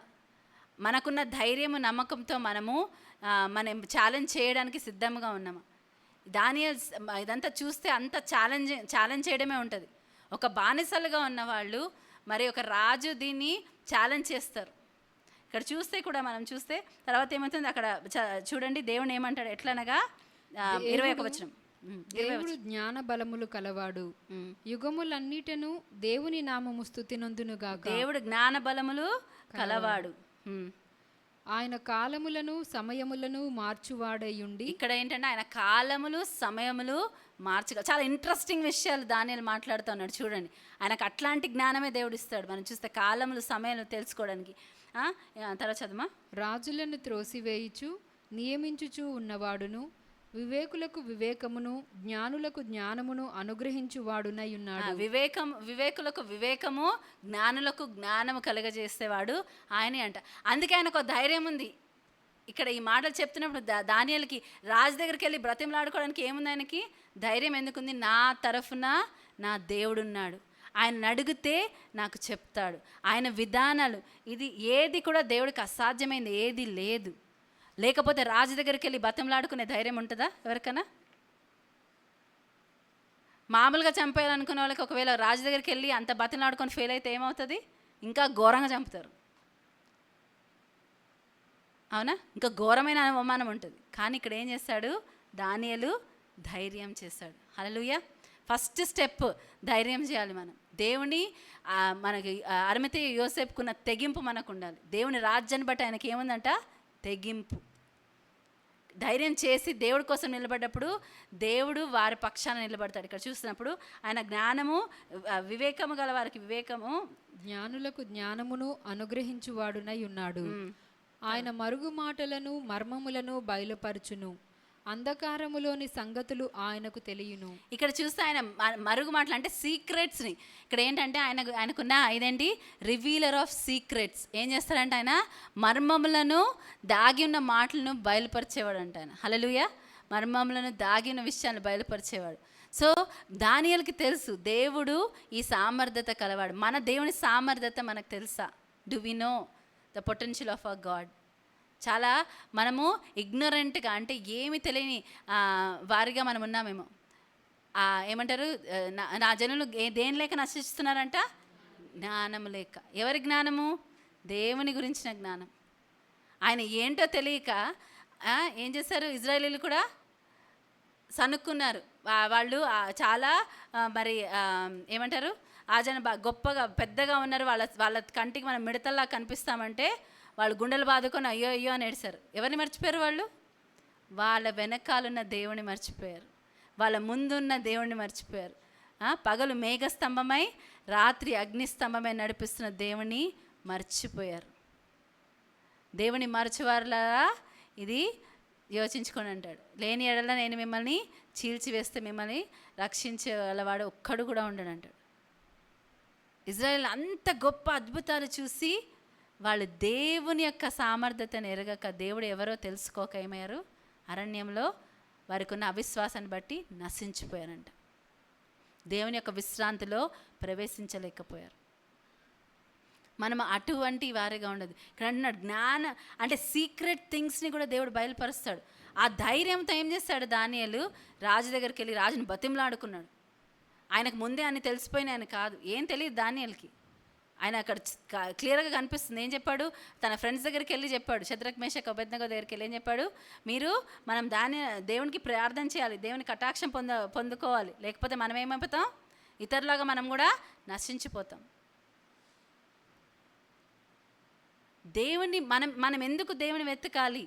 మనకు ఇతరుల కంటే ఈ లోకంలో ఉన్న వారికన్నా ఎక్కువ జ్ఞానం ఉందని కాదు, లేకపోతే ఏమంటారు మనం ఎట్లయినా ఇది చేసేస్తామని కాదు. కానీ దేవుని కటాక్షం పొందుకొని ఉన్న ట్రబుల్ నుంచి, ఉన్న పరిస్థితుల నుంచి మనని బయటికి తీయగలిగిన వాడు దేవుడు ఒక్కడే. మనకి విజ్డమ్ కావాలంటే ఎవరి దగ్గరికి వెళ్ళాలి? దేవుని దగ్గరికి వెళ్ళాలి. మనం చూస్తే కొలసీలకు రాసిన పత్రిక 2వ అధ్యాయము 3వ వచనం చదువు. బుద్ధి జ్ఞానముల సర్వ సంపదలు ఆయన యందే గుప్తములయ్యున్నవి. బుద్ధి జ్ఞానముల యొక్క సర్వ సంపదలు ఆయన యందే గుప్తములై ఉన్నాయంట, ఆయన యందే దాగి ఉన్నాయంట. ఎవరి దగ్గర? ఎవరి యందు? దాని ముందు చూస్తే కనుక క్రీస్తు గురించి రాయబడి ఉంటుంది. ఆయన యందు దాగి ఉన్నాయి. హల్లెలూయా. ఎవరి యందు దాగి ఉన్నాయి?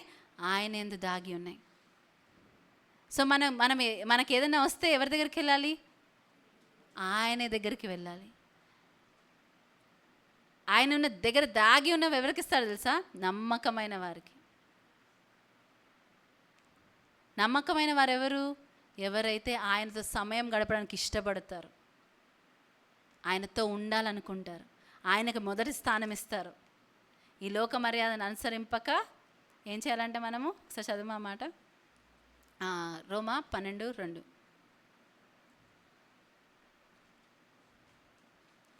మీరు ఈ లోక మర్యాదను అనుసరింపక ఉత్తమమును అనుకూలమును సంపూర్ణమునయ్యున్న దేవుని చిత్తమేదో పరీక్షించి తెలుసుకున్నట్లు మీ మనస్సు మారి నూతన మగుట వలన రూపాంతరము పొందుడి. మన మనస్సు మారి నూతన మాట వలన రూపాంతరం పొందాలంట.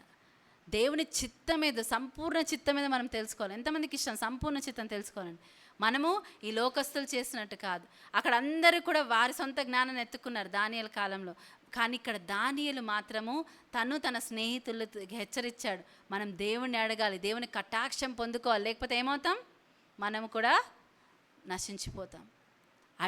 అడిగినప్పుడు దేవుడు ఏంటంటే మళ్ళీ దానియేలు గ్రంథానికి వెళ్ళినప్పుడు చూద్దాం. దానియేలు గ్రంథంలో 22వ వచనం, ఆయన మరుగు మాటలను మర్మములను బయలుపరచును, అంధకారములోని సంగతులు ఆయనకు తెలియను, వెలుగు యొక్క నివాస స్థలము ఆయన యొద్దనున్నది. మా పితరుల దేవా, నీవు వివేకమును బలమును నాకు అనుగ్రహించి ఉన్నావు.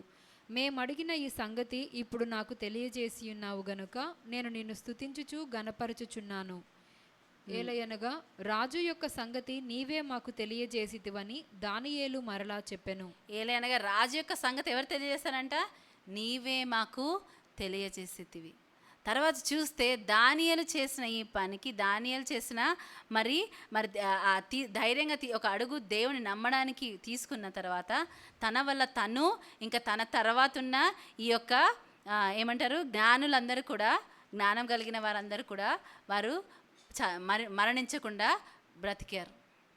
ఒక్కసారి మనం దేవుని కోసం, దేవుడు మనకు చేయమన్న పని చేయడానికి ధైర్యం తెచ్చుకుంటే మనము మనతో పాటు ఎంతోమందిని రక్షణలోకి తీసుకొచ్చిన వారిగా ఉంటాం. మనకు తెలియదేమో, కానీ మనము తీసుకొస్తాం. మనం ఆ పని మన ద్వారా చేస్తాడు. దానియేలు తీసుకున్న ఒక బోల్డ్ స్టెప్, ఒక ధైర్యంతో తీసుకున్న ఒక్క దానికి ఏమైందంట, దేవుడు తనకి ఆ మర్మాన్ని తెలియజేస్తాడు.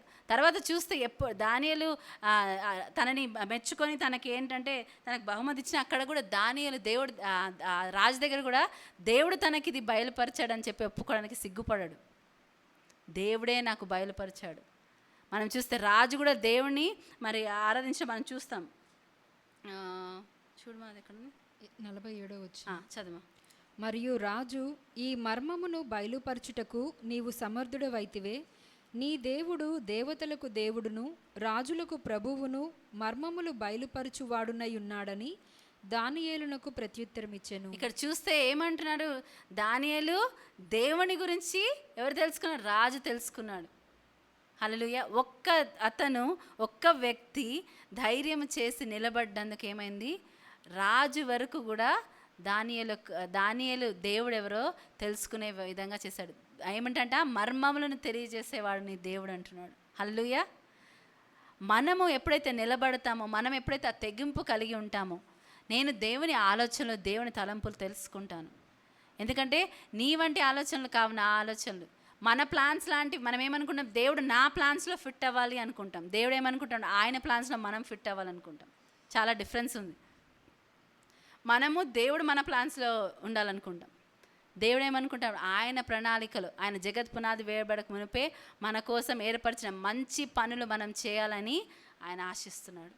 ఒక ప్లాన్ వేస్తున్నాడు ఆయన. మీ పట్ల నా ఆలోచనలు మీకు హాని కలిగించేవి కాదు, కానీ మేలు కలిగించేవే అన్నాడు. ఆయన ఆలోచనలు ఎన్ని ఉన్నాయి? విస్తారమైన ఆలోచనలు. ఎట్లా అంట? హాని కలిగించేవి అస్సలు కావు.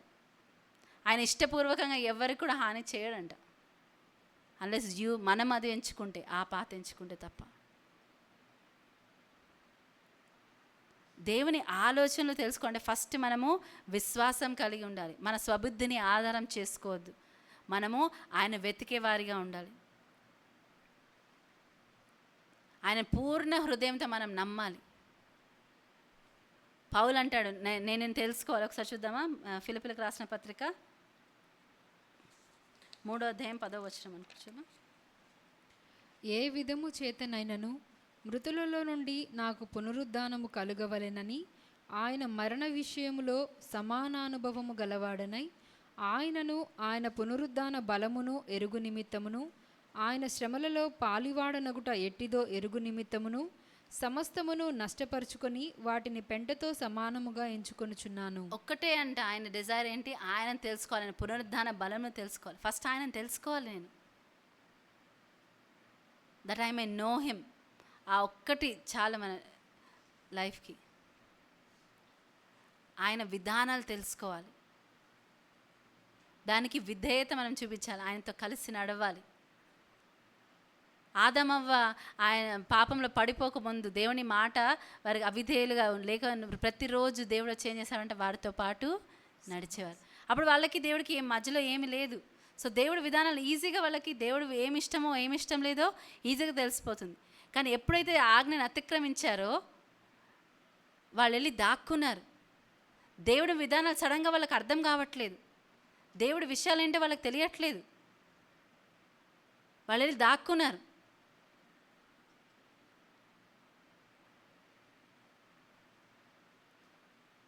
మనం ఎప్పుడైతే మనము ఏదైనా దేవునికి మనకి మధ్యలో వస్తే దావీదులాగా వెంటనే దేవా నాయనా నీ రక్షణ నా నుంచి తీసేయకు, నీ పరిశుద్ధాత్మ నా నుంచి తీసివేయకు, నీ రక్షణ నాకు మళ్ళా పుట్టించు, నాకు కలిగించు, నీ పరిశుద్ధాత్మ నా నుంచి తీసివేయకు.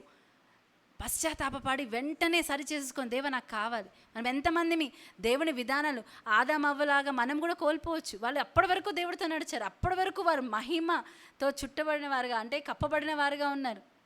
దేవుడు రోజు వాళ్ళతో ఎంత చక్కగా సహవాసం చేస్తున్నాడు అంటే దేవుడు ఏం ఆలోచిస్తున్నాడు, దేవుడు ఎలా ఉంటాడు, దేవుడు ఆలోచన అంటే వాళ్ళకి బాగా తెలుసు. ఎందుకంటే రోజు మనం ఎవరితోనో రోజు 1 గంట గడిపామంటే ఏం తెలుస్తుంది మనకి, వాళ్ళకి ఏమి ఇష్టమో ఏమి ఇష్టం లేదో మనకు తెలిసిపోతుంది. అలాంటిది వాళ్ళు సాయంకాలం దేవుడు వచ్చి వాళ్ళతో సమయం గడిపేవాడు. హల్లెలూయా.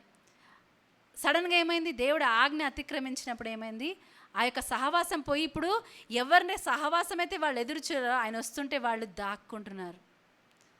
దేవుడి విధానాలు వాళ్ళ విధానాల్లో తేడా వచ్చేసింది, దేవుడి మార్గాలు తెలుసుకోలేని పరిస్థితి వచ్చేసింది.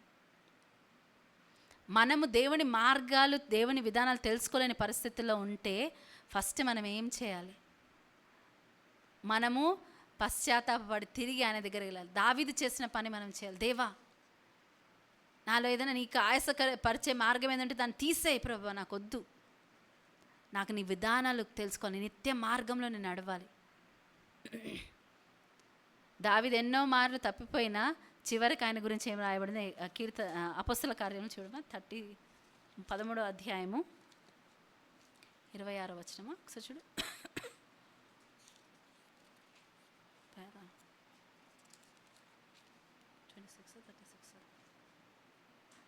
36 ఏమో చూడమా 36 36 13వ అధ్యాయం. దావీదు దేవుని సంకల్పము చొప్పున తన తరము వారికి సేవ చేసి నిద్రించి తన పితరుల యొద్దకు చేర్చబడి కుళ్ళిపోయిను గాని.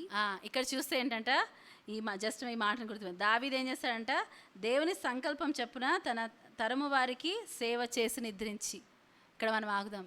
దేవుని సంకల్పం చొప్పున అంటే దేవుడు ఏదైతే ఆయన కోసం ఏర్పాటు చేశాడో అది చేశాడు. ఎందుకు, దావీదుకు ఒక డిజైర్ ఉండేది, నేను ఆయన మార్గాల్లో నడవాలి, నేను ఆయన చిత్తాన్ని నేను చెయ్యాలి, దేవుని చేతిలో పడడం మేలు. మోషే చూస్తే దేవా నాకు నీ మార్గాలు నాకు తెలియజేయి, నువ్వు నీ సన్నిధి నాతో రాకపోతే నేను ముందుకు వెళ్ళను అంటాడు. నేను నీ కటాక్షం పొందిన నీ మార్గములను ఒకసారి చూద్దామా. నిర్గమకాండం 33వ అధ్యాయం 11వ వచనం చూద్దామా.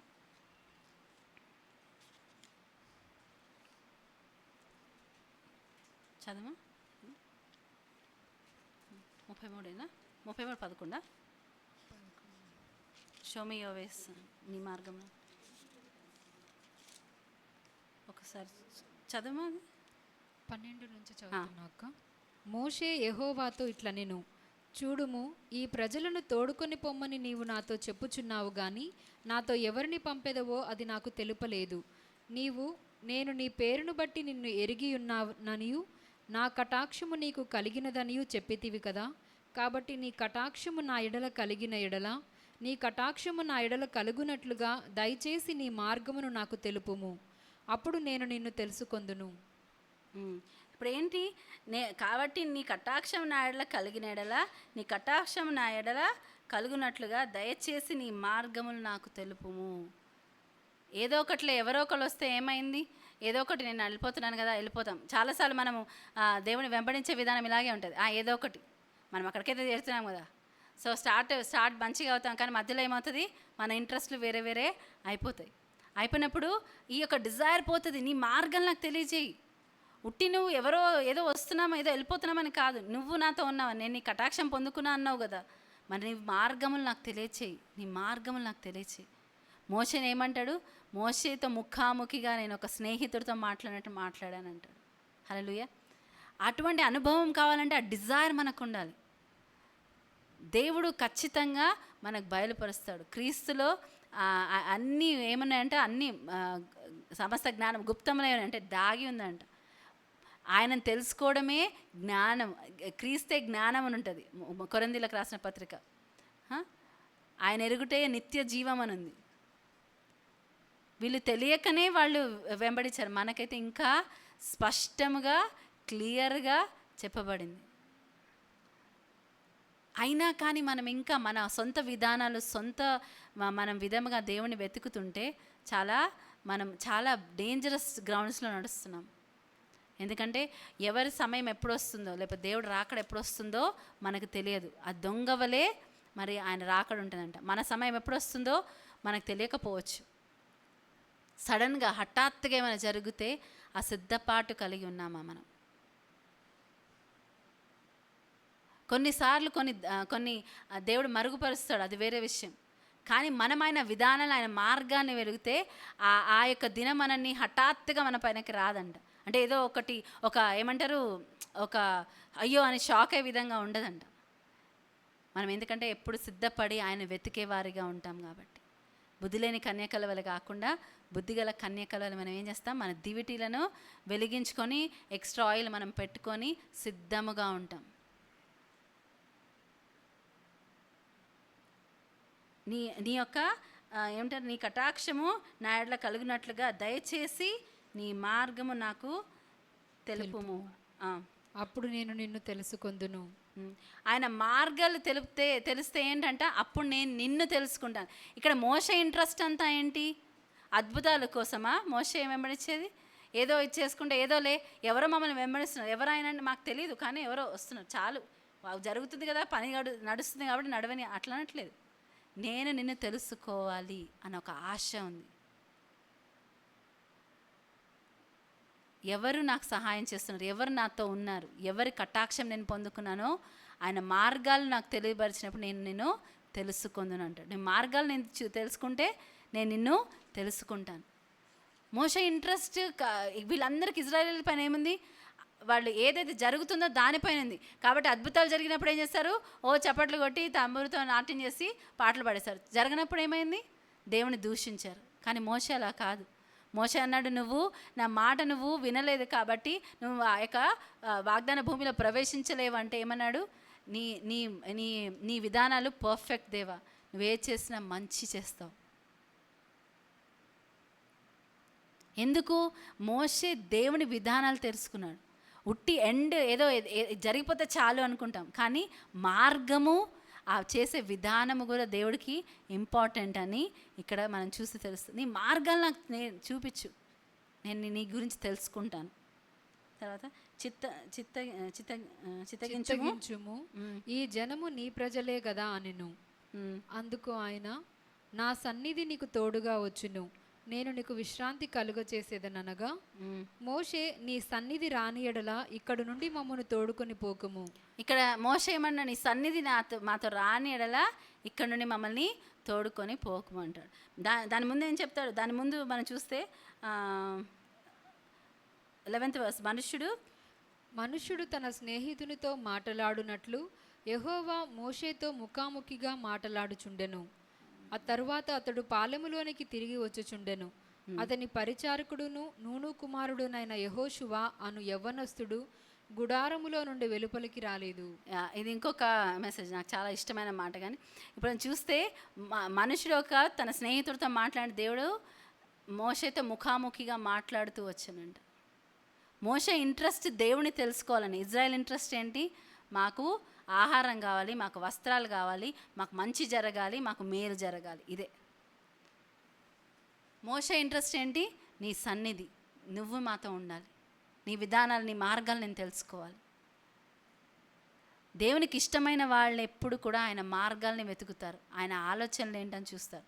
దావీదు కూడా అంటాడు, నేను ఎక్కడి నుంచి ఎక్కడికి వెళ్తాను, నేను ఎట్లా తప్పించుకుంటాను దేవా, ఎక్కడికి వెళ్ళినా నువ్వు ఉంటావు, ఎక్కడికి వెళ్ళినా నువ్వు ఉన్నావు. చీకటి కూడా నీకు చీకటిగా కాదు, వెలుగుగా కనపడుతుంది అంటాడు. నువ్వు నన్ను నిర్మించిన రీతి చూస్తే నాకు భయము ఆశ్చర్యం కలుగుతుంది అంటాడు. కాబట్టి నాకు సొల్యూషన్ ఏంటి? నీ మార్గం, నువ్వు నాలో ఏదైనా ఆయాసకరమైన మార్గం అంటే తీసి నీ నిత్య మార్గంలో నన్ను నడిపించు దేవా. ఆయన ఆలోచనలు, ఆయన తలంపులు తెలియాలంటే మనము ఆయన తెలుసుకోవడానికి ఇష్టపడాలి. ఫస్ట్ బియాండ్ థింగ్స్, జరుగుతున్న విషయాలకి అంటే దానికి ఇంకా దాటి వెళ్ళడానికి ఇష్టపడాలి. చాలామంది ఇక్కడే సంతోషపడిపోతారు. అద్భుతాలు జరుగుతున్నాయి, ప్రాస్పెరిటీ వచ్చింది, చాలు. ఇంకొక వ్యక్తి ఉన్నాడు, ఆయన మగసిరి వలె దేవుడితో పోరాడాడంట. మగసిరి గల వాడే దేవునితో పోరాడంట. సో ఒక మ్యాన్ అని ఒకరిని ఒప్పుకున్నాడు దేవుడు. ఎవరు? పిరికివాడైన యాకోబు. యాక్చువల్లీ చాలా భయపడతాడు, కానీ ఏం చేస్తాడంటే ఫైనల్గా తెగింపు వచ్చేసింది ఆయనలో. ఇంకా చాలు, నాకు నువ్వు ఆశీర్వదిస్తే కానీ నేను నిన్ను విడిచిపెట్టను అన్నాడు. దేవునితో పోరాడి గెలిచాడంట యాకోబు. ఒక పిరికివాడు యాక్చువల్లీ, అన్నని ఎలా ఎదుర్కోవాలని చెప్పి భయపడి ఎన్నెన్నో ప్లాన్స్ వేసుకొని వస్తున్నాడు. ఈయన పక్షాన దేవుడు ఉన్నాడని తెలిసి కూడా, కానీ ఒకరోజు ఇంకా చాలా అనిపించింది, తెగింపు వచ్చేసింది యాకోబుకి. లేదు, నువ్వు నన్ను ఆశీర్వదిస్తేనే కానీ నేను అందరినీ పంపించేసి ఒంటరిగా మిగిలిపోయాడంట, ఒక్కడిగా మిగిలిపోయాడంట. ఈరోజు దేవుడితో నేను తేల్చుకోవాలి, నాకు దేవుడి విధానాలు కావాలి. ఇప్పుడు నువ్వు ఇంకా యాకోబు అని పిలువబడు, ఇప్పటి నుంచి నువ్వేమని పిలువబడతావు? ఇజ్రాయేలు అంటాడు. ఇప్పటికి కూడా యూదులకు ఏమని పేరు? ఇజ్రాయేలీలు అని పేరు. ఒక బలహీనుడు, ఒక భయపడే యాకోబుని ఇజ్రాయేల్గా మార్చేస్తాడు దేవుడు.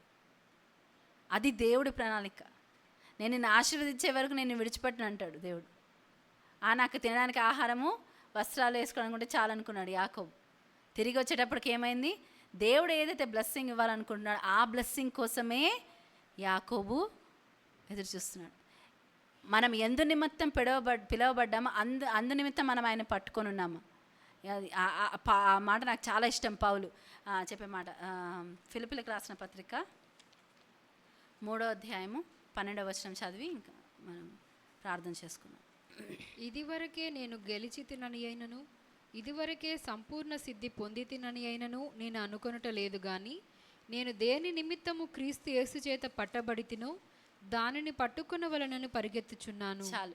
దేని నిమిత్తము నేను క్రీస్తు యేసు చేత పట్టబడి తినో దానిని పట్టుకొనవలనని పరిగెత్తుచున్నాను. దానిని పట్టుకొనవలనని పరిగెత్తుచున్నాను. మనం ఎందు నిమిత్తము దేవుని చేత పట్టబడ్డాము? ఆయన ఆలోచనలు మన ఆలోచనలు ఒకటిగా ఉన్నాయా? పేతురు చాలా మనం అంటాం కదా, దుడుకు పేతురు, ఎక్కువ కంగారు పేతురు అనుకుంటాం కదా.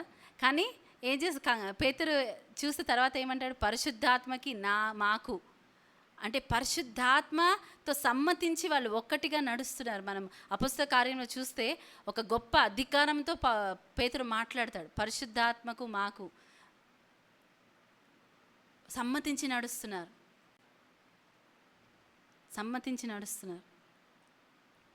ఆ యొక్క దాంట్లోకి మనము పౌలు ఇక్కడ అంటున్నాడు, నేను ఎందు నిమిత్తము క్రీస్తు చేత పట్టబడితేనో దానిని పట్టుకొనవలనని పరిగెత్తుచున్నాను. ఎందుకు పరిగెత్తుతున్నాం? హాగర్ కూడా పరిగెత్తుతుంది చాలా ఫాస్ట్గా. ఎక్కడి నుంచి? దేవుడి చిత్తం ఎక్కడైతే ఉందో అక్కడి నుంచి పరిగెత్తిపోతుంది. దేవుడి కృపలో ఆమెను ఎదుర్కొని ఏమంటున్నాడు?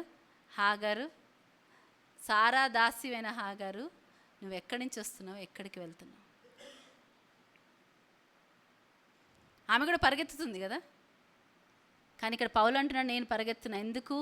నన్ను ఎందుకైతే యేసుక్రీస్తు పట్టుకున్నాడో ఆ యొక్క పర్పస్, నేను ఆ యొక్క ఉద్దేశం నెరవేర్చడానికి నేను అది పట్టుకొని నేను పరిగెత్తుతున్నా అంటాడు. అది మనకు నిజంగా మన లైఫ్లో మనం ఏదైనా అచీవ్ చేసామంటే దేవుని సంపూర్ణ చిత్తం ఎరిగి మనం నడుచుకుంటే కదా, దానంత అచీవ్మెంట్ ఇంకొకటి ఉండదు. మనం దేవుని ఎరగడం అంత అచీవ్మెంట్ ఇంకొకటి ఏం లేదు. ఎందుకంటే ఆయనని మనం పట్టుకుంటే ఆయన ఏంటంట? సర్వ జ్ఞానము గలవాడు. అన్నీ కూడా జ్ఞానములు ఆయనలో గుప్తములై ఉన్నాయి. మనం చూస్తే మర్మాలు రివీల్ చేసేవాడంట. దర్శనాలకి అన్నిటికీ మరి ఆయనలో ఐశ్వర్యం ఉంది, జ్ఞానం ఉంది, సమస్తం ఉంది. ఆయన్ని మనం పట్టుకుంటే ఇంకేం అవసరం మనకి? ఇంకేమీ అవసరం లేదు. అన్నీ ఆయన బయలుపరుస్తాడు. నీ పూర్ణ హృదయముతో నువ్వు నమ్మకం ఉంచి నా మార్గాలు ఏంటంట ఒకసారి చదవమా, లాస్ట్గా చదివి మనం ఏం చదువు. సామెతలు 3వ అధ్యాయము 6వ వచనం.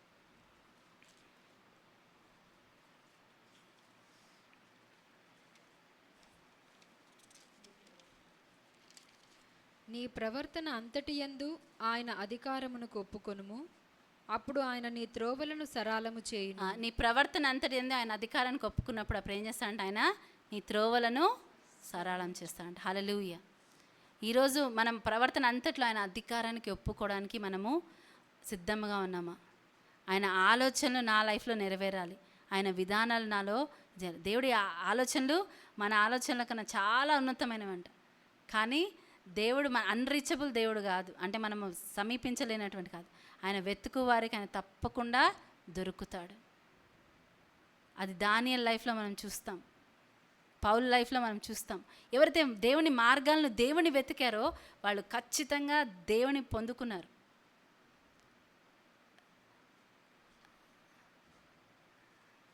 మనం చూస్తే మోషే భూమంతట్లో ఉన్న వాళ్ళందరిలో కల్లా మిక్కిలి సాత్వికుడు అంట. ఎందుకు? ఆయన సొంతంగా ఆయనకి ఏమీ ఇది లేదు, దేవుడు ఏది చెప్తే అది చేద్దామని. ఆయనని వాళ్ళ అన్నను అక్క వాళ్ళు తప్పుగా అనుకుంటే ఎవరికి కోపం వచ్చింది? దేవుడి కోపం వచ్చింది, దేవుడికి రోషం వచ్చింది. మోషకి రోషం వచ్చినట్టు ఉందా ఎక్కడన్నా? పోన్లే క్షమించే అంటాడు. కానీ దేవుడు సీరియస్గా తీసుకుంటాడు. ఆ విధమైన అనుబంధం మనకుందా దేవునితో? అది మనం ఏం చేయాల్సింది? దేవుడు మనల్ని ఎందు నిమిత్తం అయితే పట్టుకున్నాడో మనం ఆయన అందుకు పట్టుకొని పరిగెత్తుతున్నామా? వేరే వేరే విషయాల నుంచి, దేవుడి చిత్తా నుంచి యోనాలాగా పరిగెత్తుతున్నామా? దేవుని చిత్తా నుంచి హాగర్లాగా పరిగెత్తుతున్నామా? చాలా మనము పరీక్షించుకుందాం. ఆయన ఆలోచనలు మన పట్ల ఆయనకున్న ఆలోచనలు ఏంటంట? లెక్కకు మించి ఉన్నాయి. ఎంత గొప్ప విషయం అది. కానీ ఆ ఆలోచనలు ఒక్కటి కూడా మనకు తెలియకపోతే ఎంత సాడా హ్యాపీయా? ఆయనకి చాలా లెక్కకు మించిన ఆలోచనలు మన పట్ల ఎన్నో ఆలోచనలు ఉన్నాయి, కానీ ఒక్క ఆలోచన కూడా మనం తెలుసుకోవడానికి ప్రయత్నించలేదు. లైఫ్ అంతా మనం ఉన్నాం. ఎంత సాడ్ విషయం కదా అది. ఈరోజు దేవా, నేను నీ ఆలోచనలు, నేను నిన్ను వెతుకుతాను, నీ ఆలోచన, నీ ప్రణాళికలు నాలో నెరవేర్చబడాలి. మనం అడుగుదాం దేవుణ్ణి. అందరం ప్రార్థన చేసుకుందాం. హల్లెలూయా. స్తోత్రం ప్రభువా. పరిశుద్ధ గొప్ప దేవనాయన, నీకు వందనాలు చెల్లిస్తుంటున్నాం. Yes Lord, thank you Jesus, thank you Lord, thank you God. Hallelujah. Thank you నాయన. నాయన, నీ మోషేకి నీ మార్గాలను తెలియచేస్తావు. ప్రభా, దానియేలుకి నీ యొక్క మర్మాలను తెలియచేస్తావు. ప్రభా నాయన, దావీదుని ప్రభా నీ సంకల్పం చొప్పున నెరవేర్చడానికి కృపనిచ్చావు. నీ సంకల్పం నెరవేర్చడానికి ప్రభా మాకు కూడా నీ కృప కావాలి. నీ కృపా కటాక్షములు, నీ దయ మాకు కావాలి ప్రభా. నీ మార్గాలు మేము తెలుసుకోవాలి, నీ ఆలోచన మేము తెలుసుకోవాలి. నేను నీలో దాగి ఉన్న ఆ యొక్క సర్వ సంపదలు ప్రభా, జ్ఞానము నీలో గుప్తమై ఉంది కదా ప్రభా. నేను అవన్నీ మేము తెలుసుకోవాలి ప్రభా. ఆ సీక్రెట్ థింగ్స్, ఆ హిడెన్ థింగ్స్ మేము తెలుసుకోవాలి ప్రభా. నేను ఎస్ లార్డ్, మా జ్ఞానం ఇవ్వండి, మాకు నడిపించండి ప్రభా. అడుగుదామా? ప్రతి ఒక్కరు నోరు తెరిచి ఒక్క నిమిషం పాటు అడగండి. ఇప్పటి వరకు మనం దేవుని వెంబడించిన విధానం వేరే ఉండొచ్చు. ఇప్పటి నుంచి దేవా, నాకు ఈ యొక్క లైఫ్ స్టైల్ చాలు, ఇంకొద్దు. నేను నీ మార్గములు తెలుసుకోవాలి. నువ్వు నన్ను ఎందుకైతే పట్టుకున్నావో నేను నిన్ను అందుకు పట్టుకోవాలి. నేను అవంతనైనా బుద్ధి జ్ఞానములు సర్వ సంపదలు ప్రభా నీ యందు గుప్తములై ఉన్నాయి కదా ప్రభా. అవి మాకు కావాలి ప్రభా. నిన్ను మేము ఎరగాలి ప్రభా. Yes lord. పౌలు గొప్ప అపోస్తలుడుగా ప్రభా నేను అవంతనైనా వన్ ఆఫ్ ద గ్రేటెస్ట్ అపోస్తల్స్గా మాకు తెలుసు ప్రభా. ఎందుకంటే ప్రభా ఆయన ప్రభా నీ యొక్క మార్గాల్ని వెతికాడు, నిన్ను వెతికాడు ప్రభా. ఎందుకంటే అవును ప్రభా, బుద్ధి జ్ఞానములు సర్వ సంపదలు నీ అందు గుప్తములై ఉన్నాయి ప్రభా. నువ్వు మాతో ఉంటే, నువ్వు మా పక్షాన ఉంటే ఇంకా మాకు ఇంకేది అక్కర్లేదు ప్రభా. నీ ఆలోచనలు మేము తెలుసుకోగలిగితే, నీ ప్రణాళికలు మేము ఎరగగలిగితే ప్రభా, ఇంకా అది మాకు చాలు ప్రభా. ఆ వాటిని మేము వెతుకే విధంగా మమ్మల్ని చేయమని అడుగుతున్నాం. వాటి యందు మేము నన్ను అవంతనైనా అపేక్షించే వారిగా మేము ఉండటకు సహాయం చేయండి. ఈ లోకము దానిలో ఉన్నవన్నీ గతించిపోతున్నాయి ప్రభా. ఒకరోజు ప్రభా ఏమీ లేకుండా పోతాయి, కానీ నీ వాక్యం మాత్రం ఒక సున్నా కానీ ఒక పొల్లు కానీ ప్రభా నెరవేర్చబడకుండా ఉండదు ప్రభా. నైనా ఖచ్చితంగా నైనా అవుతానైనా నెరవేరుస్తావు. ఈ లోకంలో ఎంతో గొప్పగా ఘనంగా అనిపించేవని లేకుండా పోతాయి, హఠాత్తుగా లేకుండా పోతాయేమో ప్రభా. కానీ నీవు అలా కాదు ప్రభా. నైనా నిత్యత్వం నుంచి నిత్యత్వముకు ఒకటే రీతిగా ఉన్నవాడవు. Thank you Jesus. నేను అవుతానైనా వివేకులకు వివేకము కలగజేసేవాడివి, జ్ఞానులకు జ్ఞానం ఇచ్చేవాడవి నీవు ప్రభా. నిన్ను ఆశ్రయించుటకు మాకు సహాయం చేయండి. యవన బిడ్డలు ఉన్నారు, చిన్న బిడ్డలు ఉన్నారు ప్రభా. ఉద్యోగ వ్యాపారాలు చేసే వాళ్ళం ఉన్నాం ప్రభానైనా. అవును ప్రభానైనా, మరి ఏ రకమైన పని చేసినా, ఏ కైండ్ ఆఫ్ లైఫ్ స్టైల్లో మేమున్నా ప్రభా, ఈ దినమన మేము అడుగుతున్నాము నైనా. అవును తండ్రి, బుద్ధి జ్ఞానములు సర్వ సంపదలు నీలో గుప్తమై ఉన్నాయి ప్రభా. నీవు మాకుంటే చాలు తండ్రి. నిన్ను ఎరుగుటయ్యే నిత్య జీవము ప్రభా. Yes Lord. నాయనా నీకు వందనాలు, స్తుతులు, స్తోత్రాలు చెల్లిస్తుంటున్నాం. హల్లెలూయా. దినమున మాతో మాట్లాడినందుకు వందనాలు. మమ్మల్ని నడిపించండి, మీ విధానాలు, మీ మార్గాలను తెలుసుకునే విధంగా. Thank you Jesus. నాయనా నీకు స్తుతులు, స్తోత్రాలు చెల్లిస్తుంటున్నాం. ఈ సమయాన్ని నీకు సమర్పిస్తున్నాం ప్రభా. Yes Lord. Thank you Lord. Thank you, thank you. ఈ వాక్యము మాలో ఫలించలాగిన సహాయం చేయమని యేసు నామములో ప్రార్థించి పెడుకున్నాం తండ్రి. ఆమేన్, ఆమేన్, ఆమేన్.